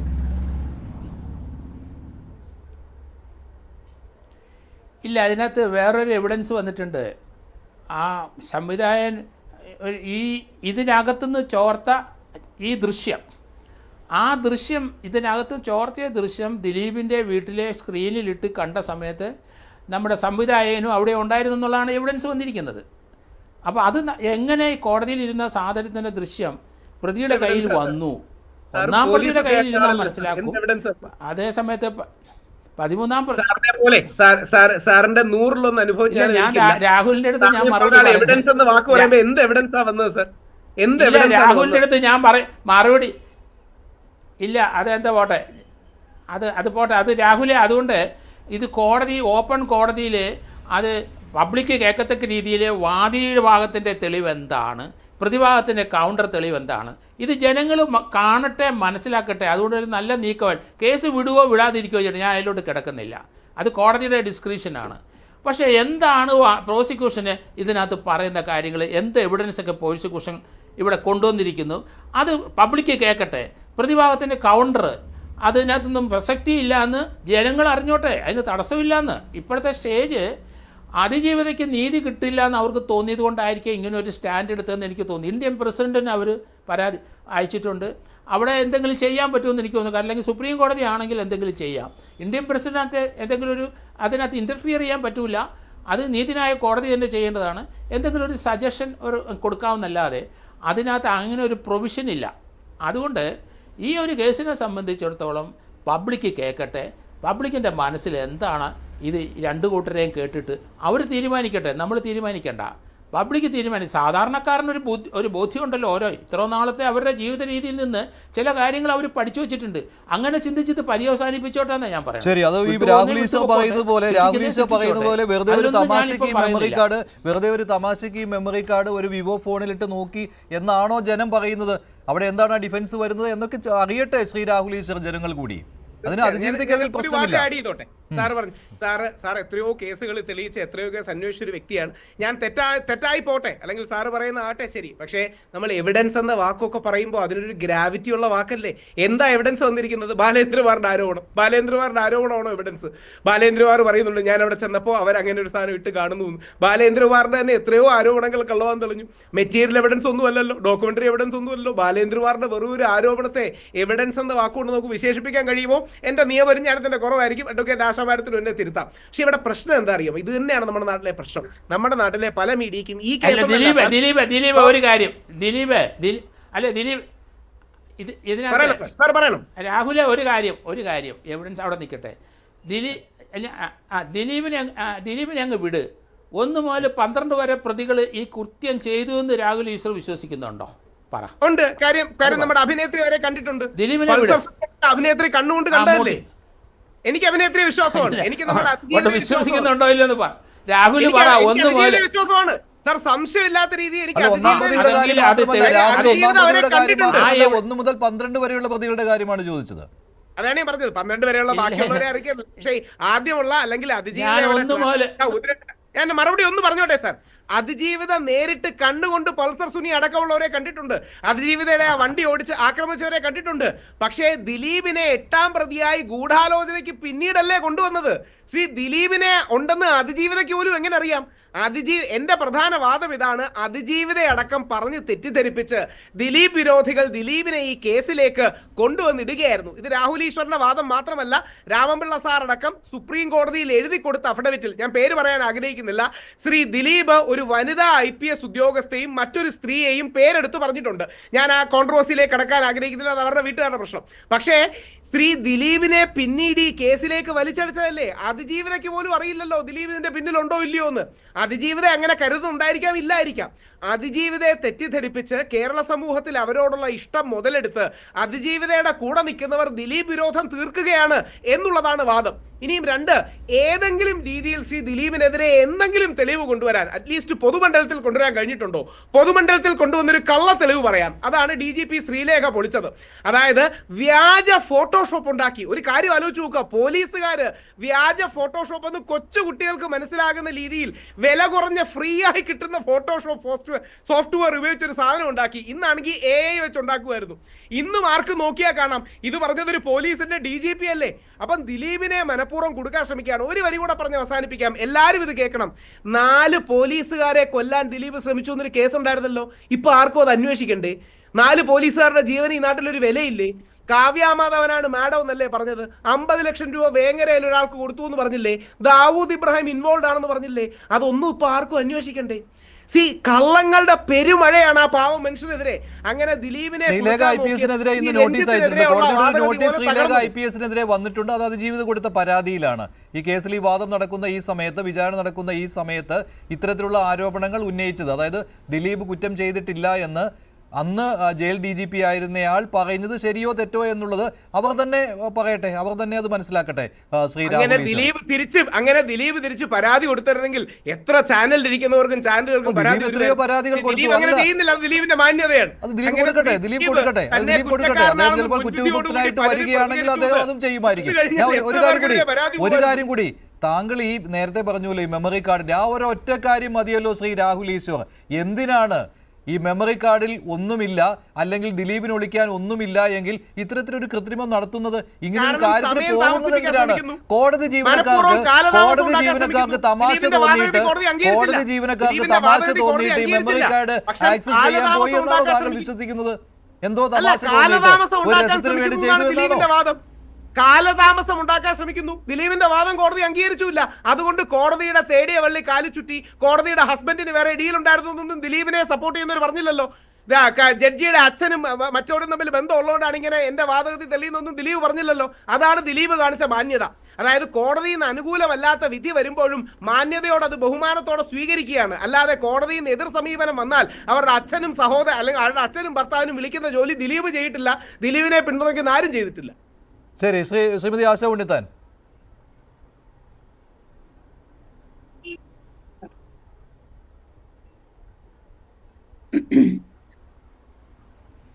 എനിക്ക് ഇവരുടെ രണ്ടുപേരുടെയും സംസാരങ്ങളോടുള്ള മറുപടി ഒന്നും എനിക്ക് പറയാനില്ല. കാരണം വാദം പറയാനും ജയിക്കാനും ഇത് കോടതിയും മറ്റു സ്ഥലങ്ങളൊന്നുമല്ല. ഇവിടെ അതിന്റെ ആവശ്യമില്ല എന്ന് മനസ്സിലാക്കും. നോക്കൂ, ഇവിടെ എവിഡൻസിനെ കുറിച്ചൊക്കെ പറയുകയും ദിലീപ് നിരപരാധി എന്ന് പറയുകയൊക്കെ ചെയ്തുകൊണ്ടിരിക്കുന്നുണ്ട് എല്ലാ സമയത്തും രാഹുൽ ഈശ്വർ. നോക്കൂ, രാഹുൽ ഇപ്പൊ LLBക്ക് എടുത്തതല്ലേ. അപ്പൊ കോടതി ഈ തീരുമാനിക്കാൻ പോകുന്ന ഒരു കാര്യത്തെ കുറിച്ച് നമ്മൾ ഇത്ര മുൻവിധിയോടെ പറയണ്ട. ദിലീപ് ഒരു പ്രതിയായി ആരോപിക്കപ്പെട്ട് ഇരിക്കുന്ന ഒരു വ്യക്തിയാണ്. അപ്പൊ ഈ പ്രതി ഒഴിച്ച് 8ാം പ്രതി ഒഴിച്ച് ബാക്കി എല്ലാവരും കുറ്റം ചെയ്തവരാണ്. 8ാം പ്രതി മാത്രം കുറ്റം ചെയ്തില്ല എന്ന് പറയാൻ നമുക്ക് പറ്റില്ല. അതിനുള്ള സാഹചര്യവും സമയവും അല്ല അത്. നിരന്തരം അതിങ്ങനെ രാഹുൽ ഓരോ കേസിലും ഓരോ തവണയും ഓരോ ചർച്ചയിലും വന്നിരുന്ന് പറയുമ്പോൾ അടിവരയിട്ടുകൊണ്ട് ഇങ്ങനെ പറഞ്ഞുകൊണ്ടേയിരിക്കുകയാണ്. അപ്പൊ ആളുകളുടെ മനസ്സിലേക്ക് ഒരു തവണ ഒരു നുണ 100 ആവർത്തി പറയുമ്പോൾ അത് സത്യമായി തീരുമെന്ന് പറയുന്ന ഒരു തരം ഗീബൽസിൻ തന്ത്രം ഉപയോഗിക്കുന്ന പോലെയാണ് എനിക്ക് ഫീൽ ചെയ്യുന്നത്. അത് ഞാൻ രാഹുലിനോട് പറയാണ്, രാഹുലിനെ കേൾക്കുന്ന എല്ലാവരോടും പറയാണ്. ഓക്കെ, ഇവിടെ നമ്മൾ കോടതിയെ വെയിറ്റ് ചെയ്യാണ്, കോടതിയിൽ നടക്കുന്ന പ്രോസസ്സിനെ വെയിറ്റ് ചെയ്യാണ്. പക്ഷെ അതിന്റെ ഇടയിൽ ഈ കോടതിയിലെ പ്രോസസ്സ് നടക്കുമ്പോൾ ആ പ്രോസസ്സിൽ ഉണ്ടായിട്ടുള്ള ചില വിഷയങ്ങൾ ഞാൻ പറഞ്ഞുവല്ലോ, ഞാൻ ഇനിയും അക്കമിട്ട് പറയാൻ വിചാരിക്കുന്നില്ല, എല്ലാവർക്കും അറിയാവുന്ന കാര്യമാണ്. അപ്പോൾ പ്രോസിക്യൂട്ടർമാരുടെ പ്രശ്നവും അതുപോലെ തന്നെ ഈ അതിജീവിതയോട് ഉണ്ടായിട്ടുള്ള ഒരുപാട് ഹറാസ്മെന്റ്സും അതുപോലെ തന്നെ കൂറുമാറിയ സാക്ഷികളും അതുപോലെ തന്നെ ഇപ്പോ നമ്മുടെ ഡയറിയിലെ കാര്യങ്ങൾ ഡയറിയിലെ കാര്യങ്ങൾ കൊണ്ടുപോകുന്നത്, അതുപോലെ ഏറ്റവും പ്രധാനപ്പെട്ട ഇവരുടെ ലൈഫിനെ ബാധിക്കുന്ന സംഗതികളുടെ മെമ്മറി കാർഡ്, അതിന്റെ മുകളിലുള്ള നമ്മുടെ എല്ലാവരുടെയും ജീവനും സ്വത്തും സംരക്ഷിക്കേണ്ടെന്ന ഒരു ഇടത്തിൽ നിന്നും അത് നഷ്ടപ്പെടുകയോ അല്ലെങ്കിൽ അതായത് അതിന്റെ ഒരു വിശ്വാസ്യത നഷ്ടപ്പെടുകയാണ് ചെയ്തിരിക്കുന്നത്. അപ്പൊ ഇത്തരം സീരിയസ് ആയിട്ടുള്ള അലിഗേഷൻസ് ഇപ്പൊ ഓടി വന്ന് പറഞ്ഞതല്ല. പക്ഷെ അവർ നിരന്തരം പറഞ്ഞുകൊണ്ടിരിക്കുന്നു. ഗതി കെടുമ്പോൾ ഒരുപക്ഷെ രാഷ്ട്രപതിയോട് പറഞ്ഞിട്ട് ഒരു കാര്യം ഉണ്ടാവില്ല. പക്ഷെ അങ്ങനെ പറഞ്ഞു കഴിയുമ്പോഴാണ് ഇതിന്റെ ഒരു സീരിയസ്നെസ്, അതായത് നിങ്ങൾ ഒരു കാര്യവുമായി ബന്ധപ്പെട്ട് ഏറ്റവും വലിയ അതോറിറ്റിയിലേക്ക് എത്തുമ്പോൾ, ഒരു രാജ്യത്തിന്റെ പ്രഥമ പൗരനിലേക്ക് എത്തുമ്പോൾ അതൊരു നിസ്സാര കാര്യമല്ല. അതായത് കളവ് പറഞ്ഞുകൊണ്ട് അവർക്ക് എത്താൻ പറ്റില്ല. അങ്ങനെ കളവ് പറഞ്ഞുകൊണ്ട് എത്തുകയാണെങ്കിൽ അത് അതിന്റെ കോൺസിക്വൻസ് അവർക്ക് അനുഭവിക്കേണ്ടി വരും. അപ്പൊ ഇത്തരം ഒരുപാട് തിരിച്ചുമുണ്ടാകാവുന്ന അടികളെ മുഴുവനും മനസ്സിലാക്കിക്കൊണ്ട് തന്നെയാണ് അവർ മുന്നോട്ട് പോയിക്കൊണ്ടിരിക്കുന്നത്. അവരുടെ ആ ഫൈറ്റിംഗ് സ്പിരിറ്റിനെ മാനിക്കുകയും അവരൊപ്പം നിൽക്കുകയുമാണ് നമ്മൾ ചെയ്യുന്നത്. ഇവിടെ രണ്ട് ഭാഗത്തും നമ്മളിങ്ങനെ പിടിച്ചുകൊണ്ട് വേട്ടക്കാരന്റെ ഒപ്പവും ഇരയുടെ ഒപ്പവും ആകാൻ നമുക്ക് സാധിക്കില്ല. നീതിക്ക് ഒരു പക്ഷമേ ഉള്ളൂ. അതുകൊണ്ടാണ് നീതിയുടെ തുലാസ് താഴ്ന്നു തന്നെ നിൽക്കുന്നത്. അതായത് രണ്ട് പക്ഷത്തിന്റെ ഒരു കോമൺ ബാലൻസിൽ തൂക്കി നോക്കി വിൽക്കുന്ന ഒരു സംഗതിയല്ല. കൃത്യമായി തന്നെ അതിൽ ഒരു പക്ഷം തന്നെയാണ് ജസ്റ്റിസ് നടപ്പിലാക്കാൻ സാധിക്കുന്ന സംഗതി. ഈ പ്രോസസ്സും അതുപോലെ തന്നെ നീതിയുക്തമായിരിക്കണം. അതാണ് നൈതികതയുടെ ഒരു കൃത്യമായ രീതി. അല്ലാണ്ട് പ്രോസസ്സ് എന്ന് പറയുന്നത് എന്തും ആവാം. അവിടെ എന്ത് നീതി നിഷേധം നടന്നിട്ട് ആ ഉണ്ടായ സംഭവത്തിൽ മാത്രം ഞങ്ങൾ നീതി കൊടുക്കുന്നു എന്ന് പറയുന്നതും അപകടകരമായിട്ടുള്ള ഒരു പ്രവണതയാണ്. ഈ പ്രവണതയാണ് ഇന്ന് പൊതുസമൂഹത്തിന് മുന്നിൽ വെക്കുന്നത്. ഒന്ന് ഇടപെടുകയാണ്. ഇപ്പോൾ ശ്രീ സംഗമേശ്വരൻ മാണിക്യം, അദ്ദേഹം സൈബർ വിദഗ്ധനാണ്, അദ്ദേഹം ചേരുന്നത് അമേരിക്കയിൽ നിന്നാണ്. ശരി ശ്രീമതി ആശ ഉണ്ണിത്താൻ, ശ്രീ സംഗമേശ്വരൻ മാണിക്യം, ഇവിടെ ഈ ഏറ്റവും പ്രധാനപ്പെട്ട തെളിവായ മെമ്മറി കാർഡിന്റെ കാര്യം ചർച്ച ചെയ്തു വരികയായിരുന്നു. അതിൽ ശ്രീ രാഹുൽ ഈശ്വർ പറഞ്ഞത് നേരത്തെ പറഞ്ഞ കാര്യങ്ങൾ തന്നെയാണ്. അത് ആക്സസ് ചെയ്തിട്ടുണ്ട് എന്നുള്ളത് ശരിയാണ്. പക്ഷേ എന്ന് വെച്ച് ഫയലുകളൊന്നും അത് മാറ്റിയിട്ടില്ല, കോപ്പി ചെയ്തിട്ടില്ല, അത് തുറന്ന് കണ്ടിട്ടില്ല എന്നൊക്കെയാണല്ലോ വാദം. പക്ഷേ ഇവിടെ അതിജീവിതയ്ക്ക് ഇപ്പോൾ സംശയമുണ്ടാകുവാനുള്ള ഏറ്റവും പ്രധാനപ്പെട്ട കാരണം എന്ന് പറയുന്നത് ഇതാണെന്ന് നമുക്ക് പറയാവുന്നതാണ്. ഈ മെമ്മറി കാർഡിൻ്റെ ഇല്ലീഗൽ ആക്സസ് എന്ന് പറയുന്നത് അത് ഈ അതിജീവിത ആശങ്കപ്പെടുന്നത് പോലെ ഉണ്ടോ? അതിൻ്റെ ഗ്രാവിറ്റി അത്രമാത്രം കൂടുതലാണോ? അതോ ഈ കോടതിയിലെ ജീവനക്കാർ ഇതൊന്ന് ആക്സസ് ചെയ്തു അവരുടെ വിവോ ഫോണിൽ ഉൾപ്പെടെ, പിന്നെ ഒരു ആൻഡ്രോയിഡ് സിസ്റ്റത്തിലും ഉണ്ടായിരുന്നു, ഒരു വിൻഡോസ് സിസ്റ്റത്തിലും ഉണ്ടായിരുന്നു, അതല്ലാതെ അതിനപ്പുറം കാര്യങ്ങളൊന്നും സംഭവിച്ചിട്ടില്ല, അതിലൊരു ആശങ്കയും അവർക്ക് ഉണ്ടാകേണ്ടതില്ലായിരുന്നു, കോടതി ആർക്കെതിരെയും ഒരു ക്രിമിനൽ നടപടിയൊന്നും എടുത്തില്ലല്ലോ, അപ്പോൾ അതുകൊണ്ട് ആശങ്കപ്പെടേണ്ട കാര്യമില്ലായിരുന്നു എന്നാണോ താങ്കളുടെ വിലയിരുത്തൽ? അതോ ഗ്രാവിറ്റി വളരെയധികം കൂടിയ ഒന്ന് തന്നെ ആയിരുന്നു ഈ പ്രധാനപ്പെട്ട തെളിവായ മെമ്മറി കാർഡിൻ്റെ ഇല്ലീഗൽ ആക്സസ് എന്നുള്ളതാണ്? നമസ്കാരം ശ്രീമാൻ ജോഷ്. കോടതി നടപടികളെ കുറിച്ച് ഞാൻ ഒന്നും പറയുന്നില്ല, കാരണം അതിൽ ഓൾറെഡി മാറ്റർ ഈസ് സബ്ജുഡീസ്. അപ്പോൾ ഇതിൽ ടെക്നിക്കലായിട്ടുള്ള കാര്യങ്ങൾ എന്താണെന്ന് വെച്ച് കഴിഞ്ഞാൽ ഈ 3 ആക്സസ് നടന്നതായിട്ട് FSLന്റെ റിപ്പോർട്ടിൽ രേഖപ്പെടുത്തിയിട്ടുണ്ട്. അത് നമ്മളെല്ലാവരും കണ്ടതാണ്. അതായത് ജനുവരി 9, 2018, ഡിസംബർ 13, 2018, ജൂലൈ 19, 2021. 3 തവണയാണ് ഇല്ലീഗലായിട്ട് ആക്സസ് ചെയ്തിട്ടുള്ളത്. ആദ്യത്തെ തവണ ആക്സസ് ചെയ്തിട്ടുള്ളത് ഒരു വിൻഡോസ് മെഷീനിൽ ഈ മെമ്മറി കാർഡ് യൂസ് ചെയ്തിരുന്നു. അപ്പം നമ്മൾ ശ്രദ്ധിക്കേണ്ട ഒരു കാര്യം എന്താണെന്ന് വെച്ച് കഴിഞ്ഞാൽ, as per the standard digital forensic evidence handling protocol, ഇതൊക്കെ ഒരു റൈറ്റ് ബ്ലോക്കർ യൂസ് ചെയ്തിട്ടാണ് യൂസ് ചെയ്യേണ്ടത്. അപ്പോൾ FSL പൊതുവെ ആക്സസ് ചെയ്യുന്നത്, FSL മാത്രമല്ല, ലോകമെമ്പാടുമുള്ള പല FSL ഏജൻസീസും പല ഫോറൻസിക്സ് ഹാൻഡിൽ ചെയ്യുന്ന ഏജൻസീസും ഹാൻഡിൽ ചെയ്യുന്നത് ഇത് ഒരു റൈറ്റ് ബ്ലോക്കർ ഇട്ട ശേഷം മാത്രമേ അത് ആക്സസ് ചെയ്യാൻ പാടുള്ളൂ എന്ന് നിഷ്കർഷിച്ചിട്ടുണ്ട്. അത് അങ്ങനെയാണ് ചെയ്യേണ്ടതുണ്ട്. It is mandatory. അപ്പോൾ അത് ചെയ്യാതെ യൂസ് ചെയ്തത് കൊണ്ടാണ് ഇതിലെ ഫയൽ സിസ്റ്റംസ് ഒക്കെ മോഡിഫൈ ചെയ്തു. ഈ ഫയൽ സിസ്റ്റംസ് എന്ന് പറയുന്നത്, അപ്പോൾ ശ്രീ രാഹുലിൻ്റെ ആർഗ്യുമെൻറ്റ്സ് ഞാൻ പലതവണയായിട്ട് കേട്ടിട്ടുണ്ട്. സോ അത് that is A fact also. അതായത് ഈ 8 വീഡിയോ ഫയൽസിൻ്റെ ഇൻഡിവിജ്വൽ ഹാഷ് വാല്യൂസ് മാറിയിട്ടില്ല.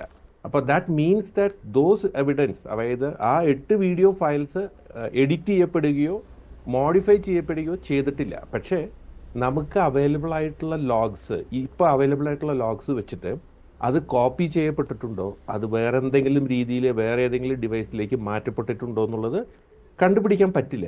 അത് 2 രീതിയിൽ പ്രശ്നങ്ങളുണ്ട്. അതിപ്പോൾ ഞാനൊരു ലൈവ് ടി വിയിൽ ഇരുന്ന് ഏതൊക്കെ രീതിയിൽ ഇത് എക്സ്ഫിൽട്രേറ്റ് ചെയ്യാമെന്ന് ആൾക്കാർക്ക് അവയർനെസ് കൊടുക്കുന്നത് ശരിയല്ല. ബിക്കോസ് എൻ്റെ പ്രൊഫഷനെ ഞാൻ തീർച്ചയായിട്ടും കൺസിഡർ ചെയ്യണം എന്തായാലും. അപ്പോൾ ഇത് എക്സ്ഫിൽട്രേറ്റ് ചെയ്യാൻ, അതായത് ഇത് കോപ്പി ചെയ്തെടുക്കാനോ അതോ ഇത് ചോർത്താനോ പല മാർഗങ്ങളുണ്ട്. പല മാർഗങ്ങളിലും ചിലപ്പോൾ ലോഗ്സ് ഉണ്ടാവില്ല. പക്ഷേ ഇതിൽ നോക്കേണ്ട വേറൊരു കാര്യം എന്താണെന്ന് വെച്ച് കഴിഞ്ഞാൽ, ഈ ഡിജിറ്റൽ മെമ്മറി കാർഡ്, ഈ മെമ്മറി കാർഡിലുള്ള ഫയൽസിന് എന്ത് പറ്റി എന്നുള്ളത്, അതിലെ ലോഗ്സ് കുറച്ച് കാര്യങ്ങൾ മാത്രമേ പറയുകയുള്ളൂ.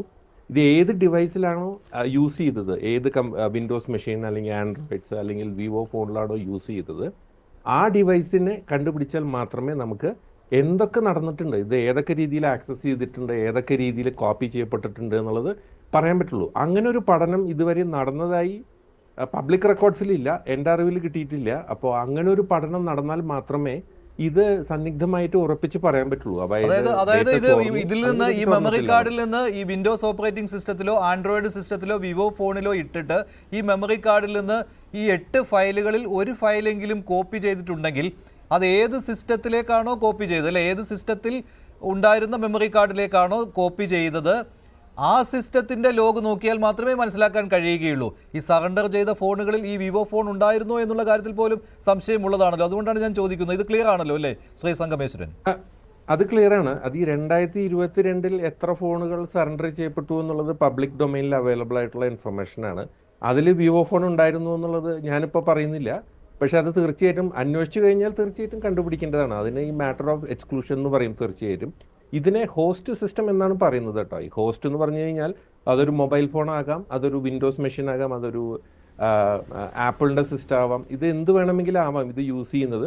അത് തീർച്ചയായിട്ടും ശ്രദ്ധിക്കേണ്ട ഒരു കാര്യമാണ്. പിന്നെ വേറൊരു ഇമ്പോർട്ടൻറ്റ് കാര്യം എന്താണെന്ന് വെച്ച് കഴിഞ്ഞാൽ, ഫയലുകളൊന്നും ഈ 8 വീഡിയോ ഫയലുകളുടെ ഇൻഡിവിജ്വൽ ഹാഷ് വാല്യൂ മാറിയിട്ടില്ല എന്ന് റിപ്പോർട്ടിൽ പറയുന്നുണ്ടെങ്കിലും പിന്നെ എന്തിനാണ് ഈ മെമ്മറി കാർഡ് ആക്സസ് ചെയ്തത് എന്ന് തീർച്ചയായിട്ടും ഒരു സംശയം വരേണ്ടതാണ്. അപ്പോൾ ഈ മെമ്മറി കാർഡ് എന്തുകൊണ്ട് ആക്സസ് ചെയ്തു? ഒന്നുകിൽ ഇൻഫർമേഷൻ അവിടെ തന്നെ ഉണ്ടോ എന്ന് അറിയാൻ വേണ്ടിയായിരിക്കും. അതിലൊരു നീഡ് കാണുന്നില്ല. കാരണം അത് തീർച്ചയായിട്ടും FSLന്റെ പ്രതിനിധികൾ പ്രസന്റ് ആയിരിക്കുമ്പോൾ മാത്രമേ അത് ആക്സസ് ചെയ്യാൻ പാടുള്ളൂ എന്ന് മാൻഡേറ്റ് ഉണ്ടെങ്കിൽ അങ്ങനെയാണ് ശരിക്കും പറഞ്ഞാൽ അത് ആക്സസ് ചെയ്യേണ്ടത്. അതിൽ രാഹുൽ പറയുന്ന ആ മെമ്മറി കാർഡ് അല്ലെ, രാഹുൽ അങ്ങനെയാണ് പറഞ്ഞതെന്ന് എനിക്ക് തോന്നുന്നു. ആ മെമ്മറി കാർഡ് തന്നെയാണോ ഈ മെമ്മറി കാർഡ്? അത് ഏതെങ്കിലും തരത്തിൽ ഇനി ഇതിപ്പോൾ ആക്സസ് ചെയ്യുന്നതിന് വേണ്ടി കൊടുത്താൽ ഇത് തന്നെയാണോ ആ മെമ്മറി കാർഡ് എന്ന് നോക്കുന്നതിന് വേണ്ടി ഇട്ടു എന്നാണ്. പക്ഷെ അതിലൊരു ലോജിക് ഉണ്ടോ രാഹുൽ? അങ്ങനെയല്ലേ താങ്കൾ ഉദ്ദേശിച്ചത്? അങ്ങനെയല്ല ഞാൻ പറഞ്ഞത് ഏത് രീതിയിൽ. ഇപ്പൊ സംഗമേശ്വർ സാറിനെ കറക്റ്റ് ചെയ്യാം. അതായത് നമ്മളൊരു മെമ്മറി കാർഡ് ഒരു ഡിവൈസിലേക്ക് ഇടുമ്പോഴോ ഫോണിലേക്ക് ഇടുമ്പോഴോ ആ ഡിവൈസും മെമ്മറി കാർഡും തമ്മിലുള്ള ഇന്ററാക്ഷനിൽ പുതിയൊരു ഫയൽ തുറക്കുകയും ആ ഡിവൈസിന്റെ ഹാഷ് വാല്യൂ മാറുകയും ചെയ്യും എന്ന കാര്യത്തിൽ സംശയമില്ല. അപ്പോൾ ആ ഫയലുകളുടെ ഹാഷ് വാല്യൂ മാറിയിട്ടില്ല. നേരത്തെ ആശാ മാഡം പറഞ്ഞൊരു പോസിബിലിറ്റി ഡെഫിനറ്റ്ലി ഉണ്ട്. അത് പ്രൂവ് ചെയ്യാനോ ഡിസ്പ്രൂവ് ചെയ്യാനോ കഴിയാത്തൊരു കാര്യമാണ്. ഞാൻ എൻ്റെ മൊബൈൽ ഫോണിൽ അത് ഇട്ടിട്ട് വേറൊരു മൊബൈൽ ഫോണിൽ നിന്ന് അത് റെക്കോർഡ് ചെയ്യുന്നു. തീർച്ചയായും അങ്ങനെ ഒരു പോസിബിലിറ്റിയാണ്. അത് പ്രൂവ് ചെയ്യാനോ ഡിസ്പ്രൂവ് ചെയ്യാനോ പറ്റില്ല. അങ്ങനെ ഒരു പോസിബിലിറ്റി ഇല്ലെന്ന് ഡിനേ ചെയ്യാൻ നമുക്കും പറ്റില്ല. പക്ഷേ 2-3 കാര്യങ്ങൾ സംഗമേശ്വരൻ സാർ ശ്രദ്ധിച്ചിരിക്കാൻ സാധ്യതയുണ്ട്. ഈ എത്ര ഡ്യൂറേഷൻ ഉണ്ട്. 2, ഈ പബ്ലിക് ഡൊമൈനിൽ കൊണ്ടുവച്ച ഫോണുകൾ, ദിലീപിന് അങ്ങനെ ഒരു വിവോ ഫോണേ ഇല്ല. ഈ 3 പേരും കോടതിയുമായി ബന്ധപ്പെട്ട ആൾക്കാർ തന്നെയാണ്. കോടതിയുടെ സമയങ്ങളിലോ മറ്റോ ആണ്. ശ്രീ ദിലീപ് ചെയ്യാമെന്നാണ് സംഗമേശ്വർ പറയുന്നത്. ശ്രീ രാഹുൽ ഈശ്വർ കോപ്പി ചെയ്യാമെന്നാണ് പറയുന്നത്.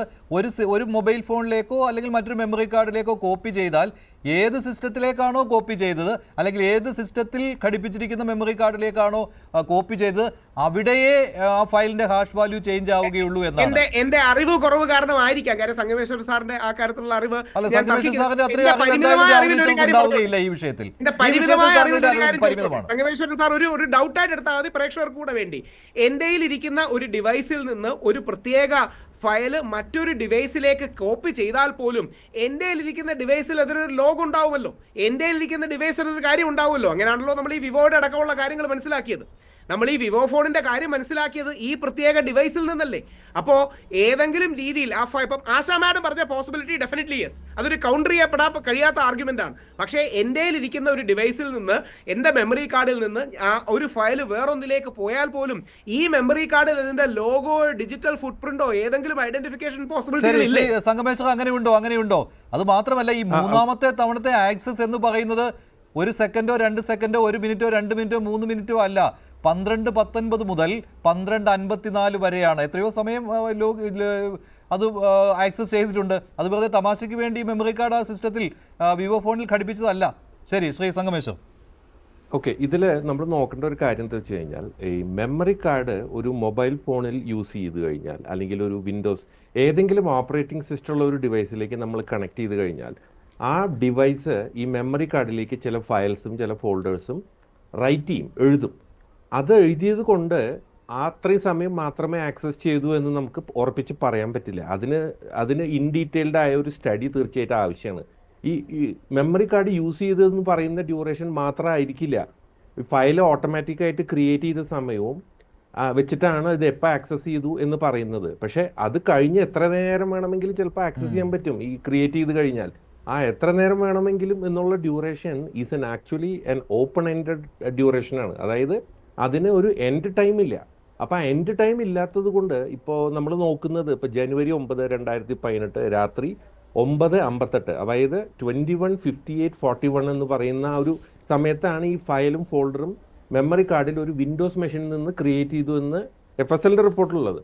അപ്പോൾ അതുകൊണ്ട് ആ ഒരു 58 മാത്രമേ ആക്സസ് ചെയ്തിട്ടുള്ളൂ എന്ന് നമുക്ക് ഉറപ്പിച്ച് പറയാൻ പറ്റില്ല. അത് എത്ര നേരം മേ ബി 9:58 മുമ്പ് തന്നെ ചിലപ്പോൾ ആക്സസ് ചെയ്തിട്ടുണ്ടാവാം. എന്തെങ്കിലും ഒരു സ്പെസിഫിക് ആക്ടിവിറ്റി ചെയ്തപ്പോഴാണ് ആ ഒരു ഫോൾഡർ ക്രിയേറ്റ് ചെയ്യപ്പെട്ടത് എന്നുണ്ടെങ്കിൽ നമുക്കിപ്പോൾ സ്റ്റാർട്ടിംഗ് പോയിന്റ് ഇല്ല, അല്ലെങ്കിൽ എൻഡിങ് പോയിന്റ് ഇല്ല, ഏതെങ്കിലും ഒരു പോയിന്റ് മാത്രമേ ഉള്ളൂ എന്നുണ്ടെങ്കിൽ then it is called an open ended digital access. ആ ഓപ്പൺ എൻഡഡ് ഡിജിറ്റൽ ആക്സസ് എന്ന് പറയുന്നത് പ്രൂവ് ചെയ്യാൻ അത് തീർച്ചയായും ഒരു പഠനം വേണ്ടതാണ്. പിന്നെ രണ്ടാമത്തെ കാര്യം, നമ്മൾ ഫോണിൽ യൂസ് ചെയ്താലും നമ്മളൊരു വിൻഡോസ് കമ്പ്യൂട്ടറിൽ യൂസ് ചെയ്താലും അതിനെ എക്സ്ഫിൽട്രേറ്റ് ചെയ്യാൻ, വേറെ സിസ്റ്റത്തിലേക്ക് മാറ്റാൻ, അല്ലെങ്കിൽ വേറൊരു മൊബൈൽ ഫോണിലേക്ക് മാറ്റാൻ കുറേ ടെക്നിക്സ് ഉണ്ട്. ഞാൻ എന്തുകൊണ്ട് ലൈവ് ടി വിയിൽ പറയുന്നില്ല എന്ന് പറയുന്നത് വെച്ച് കഴിഞ്ഞാൽ, നമ്മൾ അങ്ങനെ ആൾക്കാരെ എന്താ പറയുക, അവയർനെസ് കൊടുക്കേണ്ട ആവശ്യമില്ല എന്നുള്ളത് കൊണ്ടാണ് ഞാനത് പറയാത്തത്.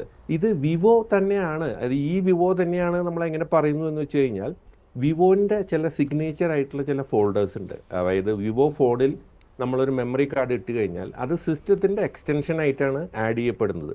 അപ്പോൾ സിസ്റ്റത്തിൻ്റെ ഒരു എക്സ്റ്റൻഷനായിട്ട് ആഡ് ചെയ്യപ്പെടുമ്പോൾ ഈ ഫയൽസും ഫോൾഡേഴ്സും ഓട്ടോമാറ്റിക്കായിട്ട് ക്രിയേറ്റ് ചെയ്യും. അങ്ങനെ ക്രിയേറ്റ് ചെയ്യുമ്പോഴാണ് ഈ പല ആപ്ലിക്കേഷൻസ്, ഇപ്പോൾ വാട്സാപ്പ് ആകാം, അല്ലെങ്കിൽ ടെലിഗ്രാം ആവാം, അല്ലെങ്കിൽ ഏതെങ്കിലും സോഷ്യൽ മീഡിയ ആപ്ലിക്കേഷൻസ് ആകാം, അതിനൊക്കെ ഈ സിസ്റ്റത്തിൻ്റെ എക്സ്റ്റൻഷനായിട്ട് ഈ മെമ്മറി കാർഡിനെ ആക്സസ് ചെയ്ത് മൗണ്ട് ചെയ്യുക എന്നുള്ളൊരു കോൺസെപ്റ്റ് ഉണ്ട്. അതായത് സിസ്റ്റത്തിൻ്റെ സ്റ്റോറേജിനെ പോലെ കണക്കാക്കുന്ന രീതിയിൽ ആക്സസ് ചെയ്യുമ്പോഴാണ് അത് ഓൾറെഡി ഈ ഫയൽസും ഫോൾഡേഴ്സും ക്രിയേറ്റ് ചെയ്തത്. അങ്ങനെയാണ് നമുക്ക് ഇതിൻ്റെ പഠനത്തിൽ നിന്ന് മനസ്സിലായത് ഇതൊരു വിവോ ഫോണിലാണ് യൂസ് ചെയ്തത് എന്ന് മനസ്സിലായത്. ഇനിയിപ്പോൾ ആ പഠനത്തിൽ നിന്ന് ആ വിവോ ഫോണിൻ്റെ IMEI നമ്പർ രേഖപ്പെടുത്തിയിട്ടുണ്ടോ എന്നുള്ളത് എനിക്കറിയില്ല. പബ്ലിക് ഡൊമൈനിൽ അവൈലബിൾ ആയിട്ടുള്ള ഇൻഫർമേഷനിൽ അങ്ങനെയുള്ള ഒരു കാര്യങ്ങളും പറഞ്ഞിട്ടില്ല. ബട്ട് അത് കണ്ടുപിടിക്കാൻ അധിക സമയമൊന്നും വേണ്ട. പക്ഷെ അങ്ങനെ ഒരു കണ്ടുപിടുത്തം ഉണ്ടായില്ല. അത് മാത്രമല്ല, ഇതൊക്കെ കൊണ്ടാണല്ലോ അതിജീവിതയ്ക്ക് ഇത് കൃത്യമായിട്ട് കാര്യങ്ങൾ മനസ്സിലായിട്ടുണ്ട്. അതുകൊണ്ടാണല്ലോ ഈ കോടതിയിൽ വിശ്വാസമില്ല എന്ന രീതിയിൽ തന്നെ തുറന്ന കോടതിയിൽ ബാക്കി വാദം കേൾക്കട്ടെ എന്ന് പറയുന്നത്. ഇപ്പോൾ രാഹുൽ ഈശ്വറൊക്കെ ഇതുവരെ പറഞ്ഞിരുന്ന കാര്യങ്ങൾ എന്ന് പറയുന്നത് ഫയലിൻ്റെ ഹാഷ് വാല്യൂ മാറിയിട്ടില്ല, അതുകൊണ്ട് തന്നെ ഈ ഫയലൊന്നും ഒരിടത്തേക്കും പോയിട്ടില്ല, കോപ്പി ചെയ്തിട്ടില്ല എന്നൊക്കെയായിരുന്നു. പക്ഷേ സൈബർ വിദഗ്ധരുടെയൊക്കെ അഭിപ്രായം ഇക്കാര്യത്തിൽ കേട്ടിട്ടുണ്ട് അതിജീവിത, ശ്രീ രാഹുൽ ഈശ്വർ. അല്ലാതെ താങ്കളുടെ അഭിപ്രായം കേട്ടിട്ടല്ല അവർ പോകുന്നത്. അവർ കൃത്യമായിട്ട് കാര്യങ്ങൾ മനസ്സിലാക്കിയത് കൊണ്ടാണ് ഇങ്ങനെയൊരു നിയമപരമായ നീക്കം നടത്തുന്നത്. പൊതുസമൂഹം അറിയട്ടെ എന്ന് സംഗമേശ്വരമൊക്കെ പറയുമ്പോൾ കാര്യങ്ങൾ കൂടുതൽ വ്യക്തമാണ്. ഫയൽ തുറന്നു നോക്കിയിട്ടുണ്ട് അല്ലെങ്കിൽ കോപ്പി ചെയ്തിട്ടുണ്ട് എന്ന സംശയം നിലനിൽക്കുക തന്നെയാണ് ചെയ്യുന്നത്. ശ്രീ ജോർജ് ജോസഫ് സംശയമുണ്ടോ അക്കാര്യത്തിൽ? അല്ലല്ല, അല്ലല്ല ശ്രീ രാഹുൽ ഈശ്വർ, താങ്കളൊക്കെ ഉറപ്പിച്ച് പറയുകയാണ് അങ്ങനെ ഒരു കാര്യവും സംഭവിച്ചിട്ടില്ല. കുറെ നാളായല്ലോ പറയാൻ തുടങ്ങിയിട്ട്. ഫയലിന്റെ അതുകൊണ്ടൊന്നും സംഭവിച്ചിട്ടില്ല. താങ്കൾ 2023 ഡിസംബറിലെ ഹൈക്കോടതിയുടെ ജഡ്ജ്മെന്റ് എടുത്ത് വായിച്ചു നോക്കൂ. അതിനകത്ത് പറയുന്നത് കൃത്യമായിട്ട് ഈ കാര്യങ്ങൾ കണ്ടെത്തണമെന്നാണ്. കൃത്യമായി പറഞ്ഞിരിക്കുന്ന വാക്ക് അൺഓതറൈസ്ഡ് ആക്സസ് എന്നാണ്, അല്ലാതെ ലീക്കേജ് എന്നല്ല. അല്ല, ലീക്കേജ് കണ്ടെത്തേണ്ടത് ആരാണ്? കോടതിയാണോ കണ്ടെത്തേണ്ടത് ലീക്കേജ് എന്ന് പറയുന്നത്? അൺഓതറൈസ്ഡ് ആക്സസ്, അതിനുള്ള വഴികളാണ്, ലീക്കേജിന്റെ വഴികളാണ് ശ്രീ സംഗമേശ്വർ ഇവിടെ പറഞ്ഞത്. അതൊക്കെ അന്വേഷിച്ചിരുന്നുവെങ്കിൽ അത് കണ്ടെത്താൻ കഴിയുമായിരുന്നു. അതാണ് ഞാൻ പറഞ്ഞത്. രാഹുൽ ഈശ്വർ പറഞ്ഞത് കേട്ടിട്ടല്ല അതിജീവിത കോടതിയെ സമീപിച്ചിരിക്കുന്നത്. ലീക്കേജ് നടന്നിട്ടുണ്ട് എന്ന് സംശയിക്കാൻ പറ്റിയ കാരണങ്ങളുണ്ട് ശ്രീ രാഹുൽ ഈശ്വർ. അല്ല, താങ്കളാണത് മറിച്ച് ചെയ്തുകൊണ്ടിരുന്നത് ഇതുവരെ. ശ്രീ സംഗമേശ്വർ, ലീക്കേജ് ഉണ്ടായിട്ടില്ല എന്ന് ഉറപ്പിച്ച് പറയുവാൻ പറ്റുമോ? ലീക്കേജ് ഉണ്ടായിട്ടില്ല എന്ന് ഉറപ്പിച്ച് പറയുവാൻ പറ്റുമോ ശ്രീ സംഗമേശ്വർ? FSL റിപ്പോർട്ട്, ഞങ്ങളെ പോലുള്ള സാധാരണക്കാർ ഗവൺമെന്റ് FSL റിപ്പോർട്ട് വിശ്വസിക്കുന്നുണ്ട്. ദീപാ മാഡത്തിന്റെ റിപ്പോർട്ടിൽ അൺഓതറൈസ്ഡ് ആക്സസ് എന്ന് എഴുതിയിട്ടുണ്ട്. അതുകൊണ്ട് ഞാൻ അൺഓതറൈസ്ഡ് ആക്സസ് എന്ന് വിളിക്കുന്നു. ലീക്കേജ് എന്നില്ല, കോപ്പീഡ് എന്നില്ല, ടാമ്പേർഡ് എന്നില്ല. അത്തരം വാക്കുകൾ വിളിക്കുന്നത് ശരിയല്ല. കാര്യം റിപ്പോർട്ടിൽ ആ വാക്കില്ല. ഇനി രണ്ട്, വേറെ ഒന്നുമല്ല, ഇതെല്ലാം അതിജീവിതയുടെ റൈറ്റ്സ് ആണ്, വെൽ വിത്തിൻ റൈറ്റ്സ് ആണ്. ആ റൈറ്റിനെ ബഹുമാനിക്കുന്നു. ആ റൈറ്റിനോട് വിയോജിക്കുന്നെങ്കിലും അതിനെ ബഹുമാനിക്കുന്നു. കേസിന്റെ അവസാന ഘട്ടത്തിലാണ്. ഇനിയും കുറച്ച് നാളുകൾക്കുള്ളിൽ സത്യം വരും. അപ്പൊ ജനങ്ങൾക്ക് അത് ശരിയാണ്, അതൊക്കെ സത്യം വരും, അത് കോടതി കണ്ടെത്തും, അതൊക്കെ ശരിയാണ്. പക്ഷേ ഈ കോടതിയിൽ ഇപ്പോൾ നടക്കുന്ന വാദം പൊതുസമൂഹം കേൾക്കട്ടെ എന്ന് അതിജീവിത പറയുന്നതിൽ ഒരു പ്രധാനപ്പെട്ട കാരണം സംഗമേശ്വരൊക്കെ പറയുന്ന ഇതേ കാരണങ്ങൾ തന്നെയാണ്. അവിടെ ഫയലുകൾ കോപ്പി ചെയ്യപ്പെടുവാനുള്ള എല്ലാ സാഹചര്യങ്ങളുമുണ്ട്. അതല്ലാതെ തമാശയ്ക്ക് വേണ്ടിയല്ല കോടതി ജീവനക്കാർ കോടതിയുടെ കസ്റ്റഡിയിൽ ഉണ്ടായിരുന്ന മെമ്മറി കാർഡ് ആക്സസ് ചെയ്യുന്നത് എന്ന്. അല്ലാതെ വെറുതെ എത്ര മിനിറ്റ് ആണ്? അല്ലല്ല, അവസാന ആക്സസ് എത്ര സമയമാണ്? 12:19 മുതൽ 12:54 വരെ ഈ മെമ്മറി കാർഡ് തുറന്നു നോക്കി. അല്ല, വെറുതെ മെമ്മറി കാർഡ് വിവോ ഫോണിൽ ഇട്ട് വെച്ചിരുന്നതാണോ? ദയവായി ശ്രദ്ധിക്കണം, ഒറ്റ വരി മാത്രമേ. ഈ താങ്കൾ ഇങ്ങനെ ഇത്തരം കാര്യങ്ങൾ പറയരുത്. സംഗമേശ്വരനെ പോലെയുള്ള സൈബർ വിദഗ്ധർ ഇവിടെ വന്ന് ഇത്രയും കാര്യങ്ങൾ വിശദീകരിക്കുമ്പോഴും താങ്കൾ ഇതൊന്നും സംഭവിച്ചിട്ടില്ല എന്ന രീതിയിൽ അവതരിപ്പിക്കുന്നു. ഒരു വരി മാത്രം ശ്രദ്ധിക്കണം. താങ്കളെ കുറിച്ച് ഒരു വരിയാണ്. സംഗമേശ്വരൻ സാർ പറയുന്ന കാരണങ്ങൾ കൊണ്ടല്ല അതിജീവിതയും കൂടെ നിൽക്കുന്നവരും അങ്ങനെ ചെയ്യുന്നത്. മഞ്ജുഷ്ജി അടക്കമുള്ള മുഖ്യധാരാ മാധ്യമങ്ങളിൽ ഈ വിഷയം സജീവമായി നിർത്താനും ആ മുഖ്യധാരാ മാധ്യമങ്ങൾ അതിജീവിതയെ അതിശക്തമായി സപ്പോർട്ട് ചെയ്യുമ്പോൾ കോടതിയുടെ പുറത്തൊരു പ്രഷർ ഉണ്ടാകുമെന്നും കേസ് തോക്കുമ്പോഴും നീതിക്ക് വേണ്ടി പോരാടി തോറ്റു എന്ന മുൻ ഡിഫൻസ് എടുക്കാനുള്ള, പ്രത്യേകിച്ച് ബൈജു പോലോസ് അടക്കമുള്ളവരെ രക്ഷിച്ചെടുക്കാനുള്ള വഴിയുടെ ഭാഗമായിട്ട് മാത്രമാണ്. ആദ്യമേ ഒരു ശ്രീമതി ആശ രാഹുൽ ഈശ്വരോട് അല്ല, ഇതിന് ശ്രീമതി ആശയാണ് മറുപടി പറയേണ്ടത്. ശ്രീമതി ആശ അതിനു വേണ്ടിയാണ് ഈ രാഹുൽ ഈശ്വർ പറയുന്നത് പോലെയാണോ അതിജീവിതയുടെ ഈ നീക്കം? അല്ല, ഈ DSP രക്ഷിക്കേണ്ട, ഇൻവെസ്റ്റിഗേഷൻ ഓഫീസറെ രക്ഷിക്കേണ്ട ഉത്തരവാദിത്തം അതിജീവിതയുടെ ആണോ? അതിനു വേണ്ടിയാണോ അവരവരുടെ ജീവിതം വെച്ച് കളിക്കുന്നത്? അല്ലെങ്കിൽ അവര് നേരിട്ടിട്ടുള്ള ഈ ദുരനുഭവം, അത് അനുഭവിക്കേണ്ടി വന്ന് അതിന്റെ മേലുണ്ടായിട്ടുള്ള അവരുടെ മൊത്തം നഷ്ടങ്ങൾ, അവരുടെ ട്രോമ, അവരിപ്പോഴും ആശങ്കപ്പെട്ടുകൊണ്ടിരിക്കുന്നു. എന്റെ റൈറ്റ് ടു പ്രൈവസി, എന്റെ ഹ്യൂമൻ ഡിഗ്നിറ്റിയോടെ എനിക്ക് ജീവിക്കാനുള്ള എന്റെ അവകാശം ഓൾറെഡി അവരുടെ ജസ്റ്റിസ് ഡിനൈ ചെയ്യപ്പെട്ടു കഴിഞ്ഞു. കാരണം എനിക്ക് എന്റെ ജീവനെ സംരക്ഷിക്കാൻ പറ്റാതെ, റൈറ്റ് ടു ലൈഫ്, അത് എന്റെ പ്രൈവസി, എന്റെ ഡിഗ്നിറ്റി എനിക്ക് സംരക്ഷിക്കാൻ പറ്റില്ല. പിന്നെ എന്തിനാണ് റൈറ്റ് ടു ലൈഫ്? ഒരു ഡിഗ്നിറ്റി, എന്റെ പ്രൈവസിയാണ് മറ്റുള്ളവരുടെ മുന്നിലേക്ക് എക്സ്പോസ്ഡ് ആയി പോകുന്നത് എന്നത് എന്റെ ഡിഗ്നിറ്റിക്ക് ബാധിക്കുന്ന കാര്യമാണ്.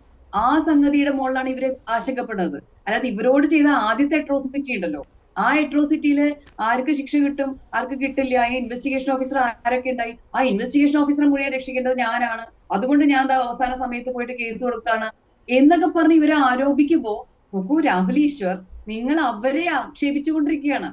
അവര് നീതിയുടെ വഴി തേടുമ്പോ അവർക്ക് ആശ്വാസം കിട്ടാനുള്ള വഴികൾ അവർ തേടട്ടെ, അതിനുള്ള എല്ലാ റൈറ്റും അവർക്കുണ്ട്. അത് തേടുന്ന സമയത്ത് നിങ്ങൾ എന്തിനാ അവരെ ഇനിയും ആക്ഷേപിക്കുന്നത്? നിങ്ങൾ ആർക്ക് വേണ്ടിയും സംസാരിക്കാം, മാന്യമായിട്ട് സംസാരിക്കാം, പൊതിഞ്ഞ് സംസാരിച്ചുകൊണ്ട് അവരെ നിങ്ങൾ ഇൻസൾട്ട് ചെയ്യല്ലേ. ഇത് അവരെന്നൊരു സ്ത്രീയെ മാത്രം ഇൻസൾട്ട് ചെയ്തല്ല, ഞാനടക്കമുള്ള ഇന്ത്യയിലെ ഭരണഘടന വിശ്വസിച്ച് ജീവിക്കുന്ന മനുഷ്യര്, റൈറ്റ് ടു ഡിഗ്നിറ്റിയോടെ ജീവിക്കണമെന്ന് ആഗ്രഹിക്കപ്പെടുന്ന മനുഷ്യര്, അതിനുവേണ്ടിയാണ് ഈ സിസ്റ്റം ഇവിടെ നിലനിൽക്കുന്നത്. അതിനുവേണ്ടിയാണ് സിസ്റ്റമിക് ആയിട്ടുള്ള ഈ നിലനിൽപ്പിന് വേണ്ടി നമ്മൾ വോട്ട് ചെയ്യാൻ പോലും പോണത്. ഈ ഭരണഘടന പരിരക്ഷിക്കപ്പെടും, അങ്ങനെ ഞങ്ങളുടെ റൈറ്റ് ടു ലൈഫ് പരിരക്ഷിക്കപ്പെടും. നമ്മുടെ ഓരോരുത്തരുടെയും ഹ്യൂമൻ ഡിഗ്നിറ്റിയോടെ ജീവിക്കാൻ, ഞങ്ങളുടെ പ്രൈവസി എങ്ങനെ എടുത്തിട്ട് ആശങ്കയിൽ നിർത്താതിരിക്കാൻ, കോടതിയിൽ എന്റെ ഏറ്റവും പ്രൈവറ്റ് ആയിട്ടുള്ള കാര്യങ്ങളെ ഞാൻ കോടതിയിൽ കൊടുക്കുമ്പോൾ ആ കോടതിയിൽ നിന്ന് അതിന് ലീക്കേജ് സംഭവിച്ചു എന്ന് എന്നിൽ ഭയം ഉണ്ടാകുന്നുണ്ടെങ്കിൽ ഈ സിസ്റ്റം അട്ടർ ഫെയിലിയർ ആകുന്ന അവസ്ഥയിലേക്കാണ് പോകുന്നത്. അതിനെ പരീക്ഷ നിർത്തേണ്ട ഒരു ഉത്തരവാദിത്തം എനിക്കും താങ്കൾക്കും. ശരിയാണ്, ഒരു സംശയമില്ലാത്ത കാര്യമാണ്. അല്ല, ഒരു സംശയമില്ലാത്ത കാര്യമാണ്.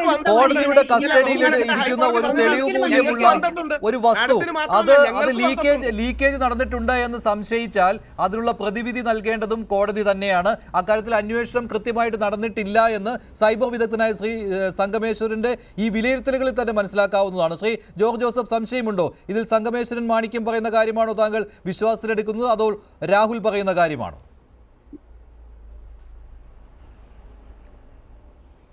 ഇല്ല, നമ്മൾ ഒരു കാര്യം ആലോചിക്കണം. ഇത് ആക്സസ് ചെയ്തത് സൈബർ ഫോറൻസിക് എക്സ്പെർട്ടാണ് പറഞ്ഞത്. അതിനപ്പുറത്തോട്ട് ഇതൊന്നും സഞ്ചരിച്ചിട്ടില്ല, പോയിട്ടില്ല എന്ന്. കാരണം നമ്മൾ ഒത്തിരി ചർച്ചകൾ നടത്തി. അതിനകത്ത് ആഷ് വാല്യൂ മാറി, അങ്ങനെ മാറി, ഇങ്ങനെ മാറി. എന്തിൻ്റെ അടിസ്ഥാനത്തിലാണ് നമ്മളിത് പറയുന്നത്? ഈ ഒരു സാധനം ടാമ്പർ ചെയ്തോ അല്ലെങ്കിൽ ആ ഒരു സാധനം ഒരു പരിശോധനയ്ക്ക് അയച്ചിട്ടില്ലല്ലോ. പിന്നെ എങ്ങനെയാണ് നമ്മൾക്ക് അതിനകത്ത് എന്ത് സംഭവിച്ചു എന്ന് പറയുന്നത്? അത് ഈ കേസ് തീർന്നാലും ശരി, ഈ ഒരു മെറ്റീരിയൽ അത് ഇല്ലീഗലായിട്ടുള്ള അക്സസ് ചെയ്തിട്ടുണ്ടെങ്കിൽ അത് ഇനിയും ആ കേസ് മുന്നോട്ട് പോയിക്കൊണ്ടിരിക്കും. കാരണം അതിനൊരു പര്യവസാനം വേണം. അതിന് ജനങ്ങളുടെ ഇടത്തിലെ കോടതിയെ പറ്റിയുള്ള വിശ്വാസവും നഷ്ടപ്പെടും. കാരണം തൊണ്ടി സാധനം മാറ്റിയിരിക്കുകയാണ്, അല്ലെങ്കിൽ തൊണ്ടി സാധനത്തിൻ്റെ മാറ്റം വന്നിരിക്കുകയാണ്. അതിൻ്റെ സത്യാവസ്ഥ പൊതുജനങ്ങൾ അറിയണ്ടേ? അത് ഈ കേസിനകത്ത് അനുഭവിച്ച ആ അതിജീവിതം മാത്രമല്ല, അതിനകത്ത് ബന്ധപ്പെട്ടവർ മാത്രമല്ല, പൊതുജനങ്ങൾ മൊത്തം അറിയണം. അങ്ങനെ കോടതിയിലിരിക്കുന്ന നമ്മൾ ഒരിക്കലും ഒരു മനുഷ്യന് ഒരു അക്സസ് ഉണ്ടാകില്ല എന്ന് പറയുന്ന ഒരു തൊണ്ടി സാധനം രൂപമാറ്റം വന്നിട്ടുണ്ടെങ്കിൽ അതേപ്പറ്റി തീർച്ചയായിട്ടും അന്വേഷണം വേണ്ടേ? അത് എന്തുകൊണ്ട് ഇതുവരെ നടക്കുന്നില്ല? എന്തുകൊണ്ടൊരു ഇൻവെസ്റ്റിഗേഷൻ നടക്കുന്നില്ല? അത് ഈ കേസ് തീർന്നാലും ഇത് വിട്ടുപോയാലും ശരി, ശിക്ഷിച്ചാലും ശരി, ആ ഒരു സംഭവം ഇനി മുന്നോട്ട് പോകും എന്നാണ് ഞാൻ കരുതുന്നത്. ശരി, ശ്രീ സംഗമേശ്വരൻ മാണിക്യം, ഒരു കാര്യം കൂടി ഇതിൽ താങ്കൾ നേരത്തെ പറഞ്ഞപ്പോൾ രാഹുൽ ഈശ്വറിൻ്റെ അഭിപ്രായം കൂടി ഞാൻ ചോദിച്ചിരുന്നു. അതിനിടയ്ക്ക് താങ്കളോട് ഒരു കാര്യം കൂടി ചോദിച്ചിരുന്നു. ഇത് ഈ പ്രധാനപ്പെട്ട തെളിവായ തൊണ്ടി മുതലായ ഈ മെമ്മറി കാർഡ്, അതിൽ ലീക്കേജ് ഉണ്ടാകാനുള്ള സാധ്യത ഉണ്ട്, പക്ഷേ അതിനെക്കുറിച്ച് വേണ്ടത്ര അന്വേഷണം നടന്നിട്ടില്ല എന്നൊരു നിഗമനത്തിലേക്ക് എത്താമല്ലോ അല്ലേ? കാരണം ഇതൊരു ക്രിമിനൽ ഒഫൻസ് ആയിട്ട് ഇത് കരുതിയിട്ടില്ല, അങ്ങനെ ഒരു അന്വേഷണം അതിൽ വന്നിട്ടില്ല. ശരിയാണ്. ഇതെന്താന്ന് വെച്ച് കഴിഞ്ഞാൽ അതിൽ ആ മെമ്മറി കാർഡിലുള്ള ഫയലുകൾ ചോർന്നില്ല എന്നുള്ളത് ഒരു റിപ്പോർട്ടിലും എന്തുകൊണ്ട് ഇതുവരെ കണ്ടില്ല എന്ന് പറഞ്ഞു കഴിഞ്ഞാൽ, അങ്ങനെ വ്യക്തമായി എഴുതണമെന്നുണ്ടെങ്കിൽ, അതായത് ഇതിൽ ഗ്രേ ഏരിയ ഇല്ല. ഇതിൽ ഐദർ ബ്ലാക്ക് ഓർ വൈറ്റ്, ഒന്നുകിൽ ഡേറ്റ ചോർന്നിട്ടുണ്ട് അല്ലെങ്കിൽ ഡേറ്റ ചോർന്നിട്ടില്ല.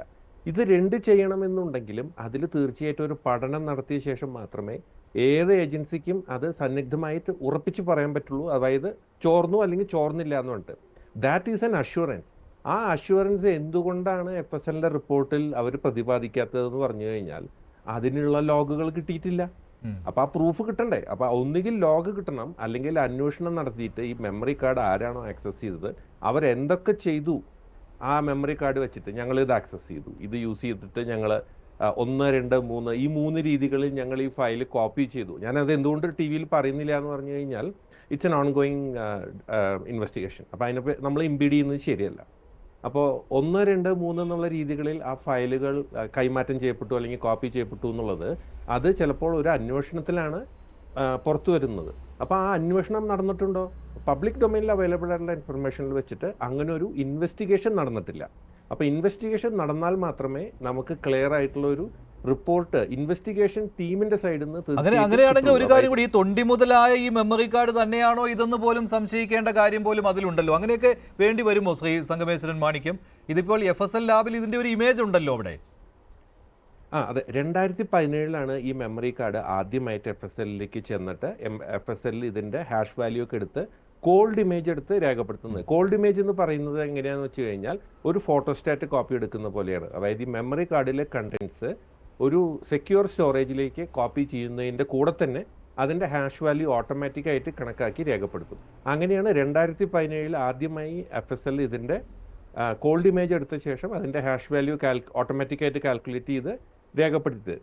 2020 ഇതിൻ്റെ രണ്ടാമത്തെ ഹാഷ് വാല്യൂ കാൽക്കുലേറ്റ് ചെയ്തപ്പോൾ വേറെ ഏതോ ഒരു ഐ തിങ്ക് ഏതൊരു റിക്വസ്റ്റിൻ്റെ, അതിപ്പോൾ അക്യൂസ്ഡിൻ്റെ ആണോ അല്ല കംപ്ലൈൻറ്റ് സൈഡിൽ നിന്നുള്ള ഒരു റിക്വസ്റ്റ് പോയതിന് ശേഷമാണോ അത് ചെയ്തത് എനിക്കറിയില്ല.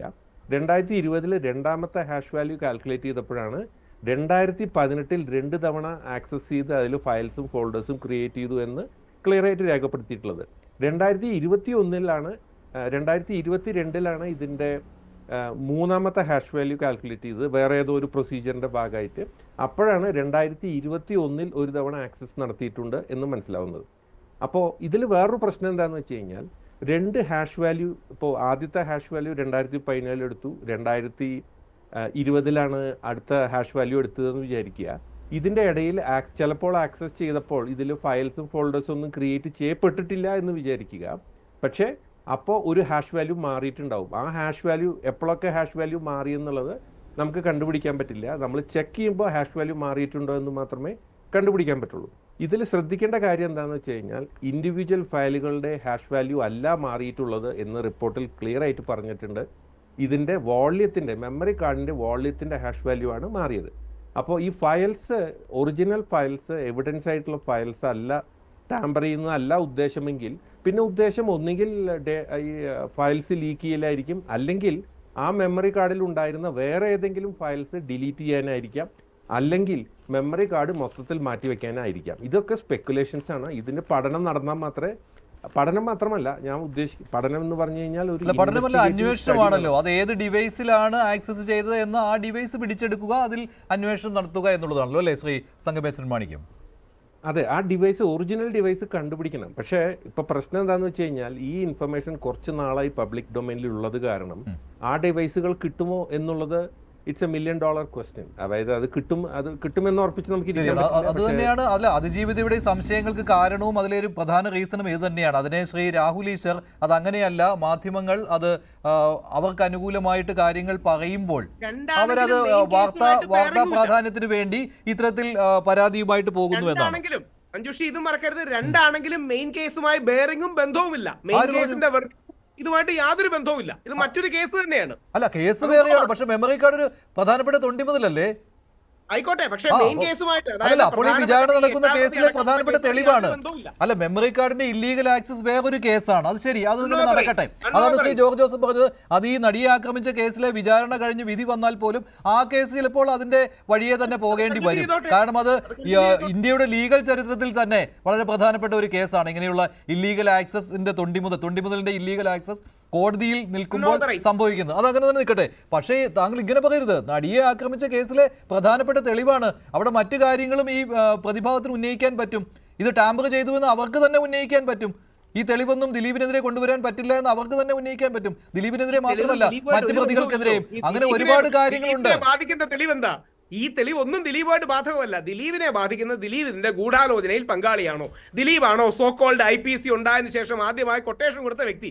ഇതല്ലേ ദിലീപുമായിട്ട് ബന്ധപ്പെടുത്തുള്ളൂ. സോ ദിലീപുമായിട്ട് യാതൊരു ഡയറക്റ്റ് ബെയറിംഗോ ബന്ധമോ ഈ കാര്യത്തിൽ, ഇത് ഞാൻ പറയുന്നതാണ് ശരിയെങ്കിലും, അല്ലെങ്കിൽ സംഗമേശ്വരൻ സാർ പറയുന്നതാണെങ്കിലും, ജോർജ് ജോസഫ് സാർ പറയുന്നതാണെങ്കിലും, ആശാ മാഡം പറയുന്നതാണെങ്കിലും, ഇതിന് ദിലീപിന്റെ പ്രധാനമായ ശരി ശ്രീ രാഹുൽ ഈശ്വർ, ശരി. എന്തായാലും ഈ കേസിൽ വാദം തുടരുകയാണ്. അന്തിമ വാദമാണ് ഇപ്പോൾ കോടതിയിൽ നടക്കുന്നത്. മഞ്ജുഷേ, ഒരു കാര്യം പറയാം, ഒരു കാര്യം ഞാൻ പറയാം. ഒറ്റ വാക്ക്. ഈ കേസിലെ ബന്ധപ്പെട്ട തൊണ്ടി സാധനം ഇതല്ല എന്ന് സ്ഥാപിക്കാൻ വേണ്ടിയുള്ള ഒരു ശ്രമമാണ് ഈ നടന്നിരിക്കുന്നത്. അതിനി ജഡ്ജ്മെന്റ് വരുമ്പോൾ അറിയാം. ശരി, നന്ദി ശ്രീ ജോർജ് ജോസഫ്, ശ്രീമതി ആശാ ഉണ്ണിത്താൻ, ശ്രീ രാഹുൽ ഈശ്വർ, ശ്രീ സംഗമേശ്വരൻ മാണിക്യം. ഇന്നത്തെ ചോദ്യം ഇതായിരുന്നു: നടിയെ ആക്രമിച്ച കേസ് അതിജീവിതയുടെ ആശങ്ക ന്യായമാണെന്ന് 79% പ്രേക്ഷകരും, അല്ല എന്ന് 17%. അവസാനിക്കുന്നു. നന്ദി, നമസ്കാരം.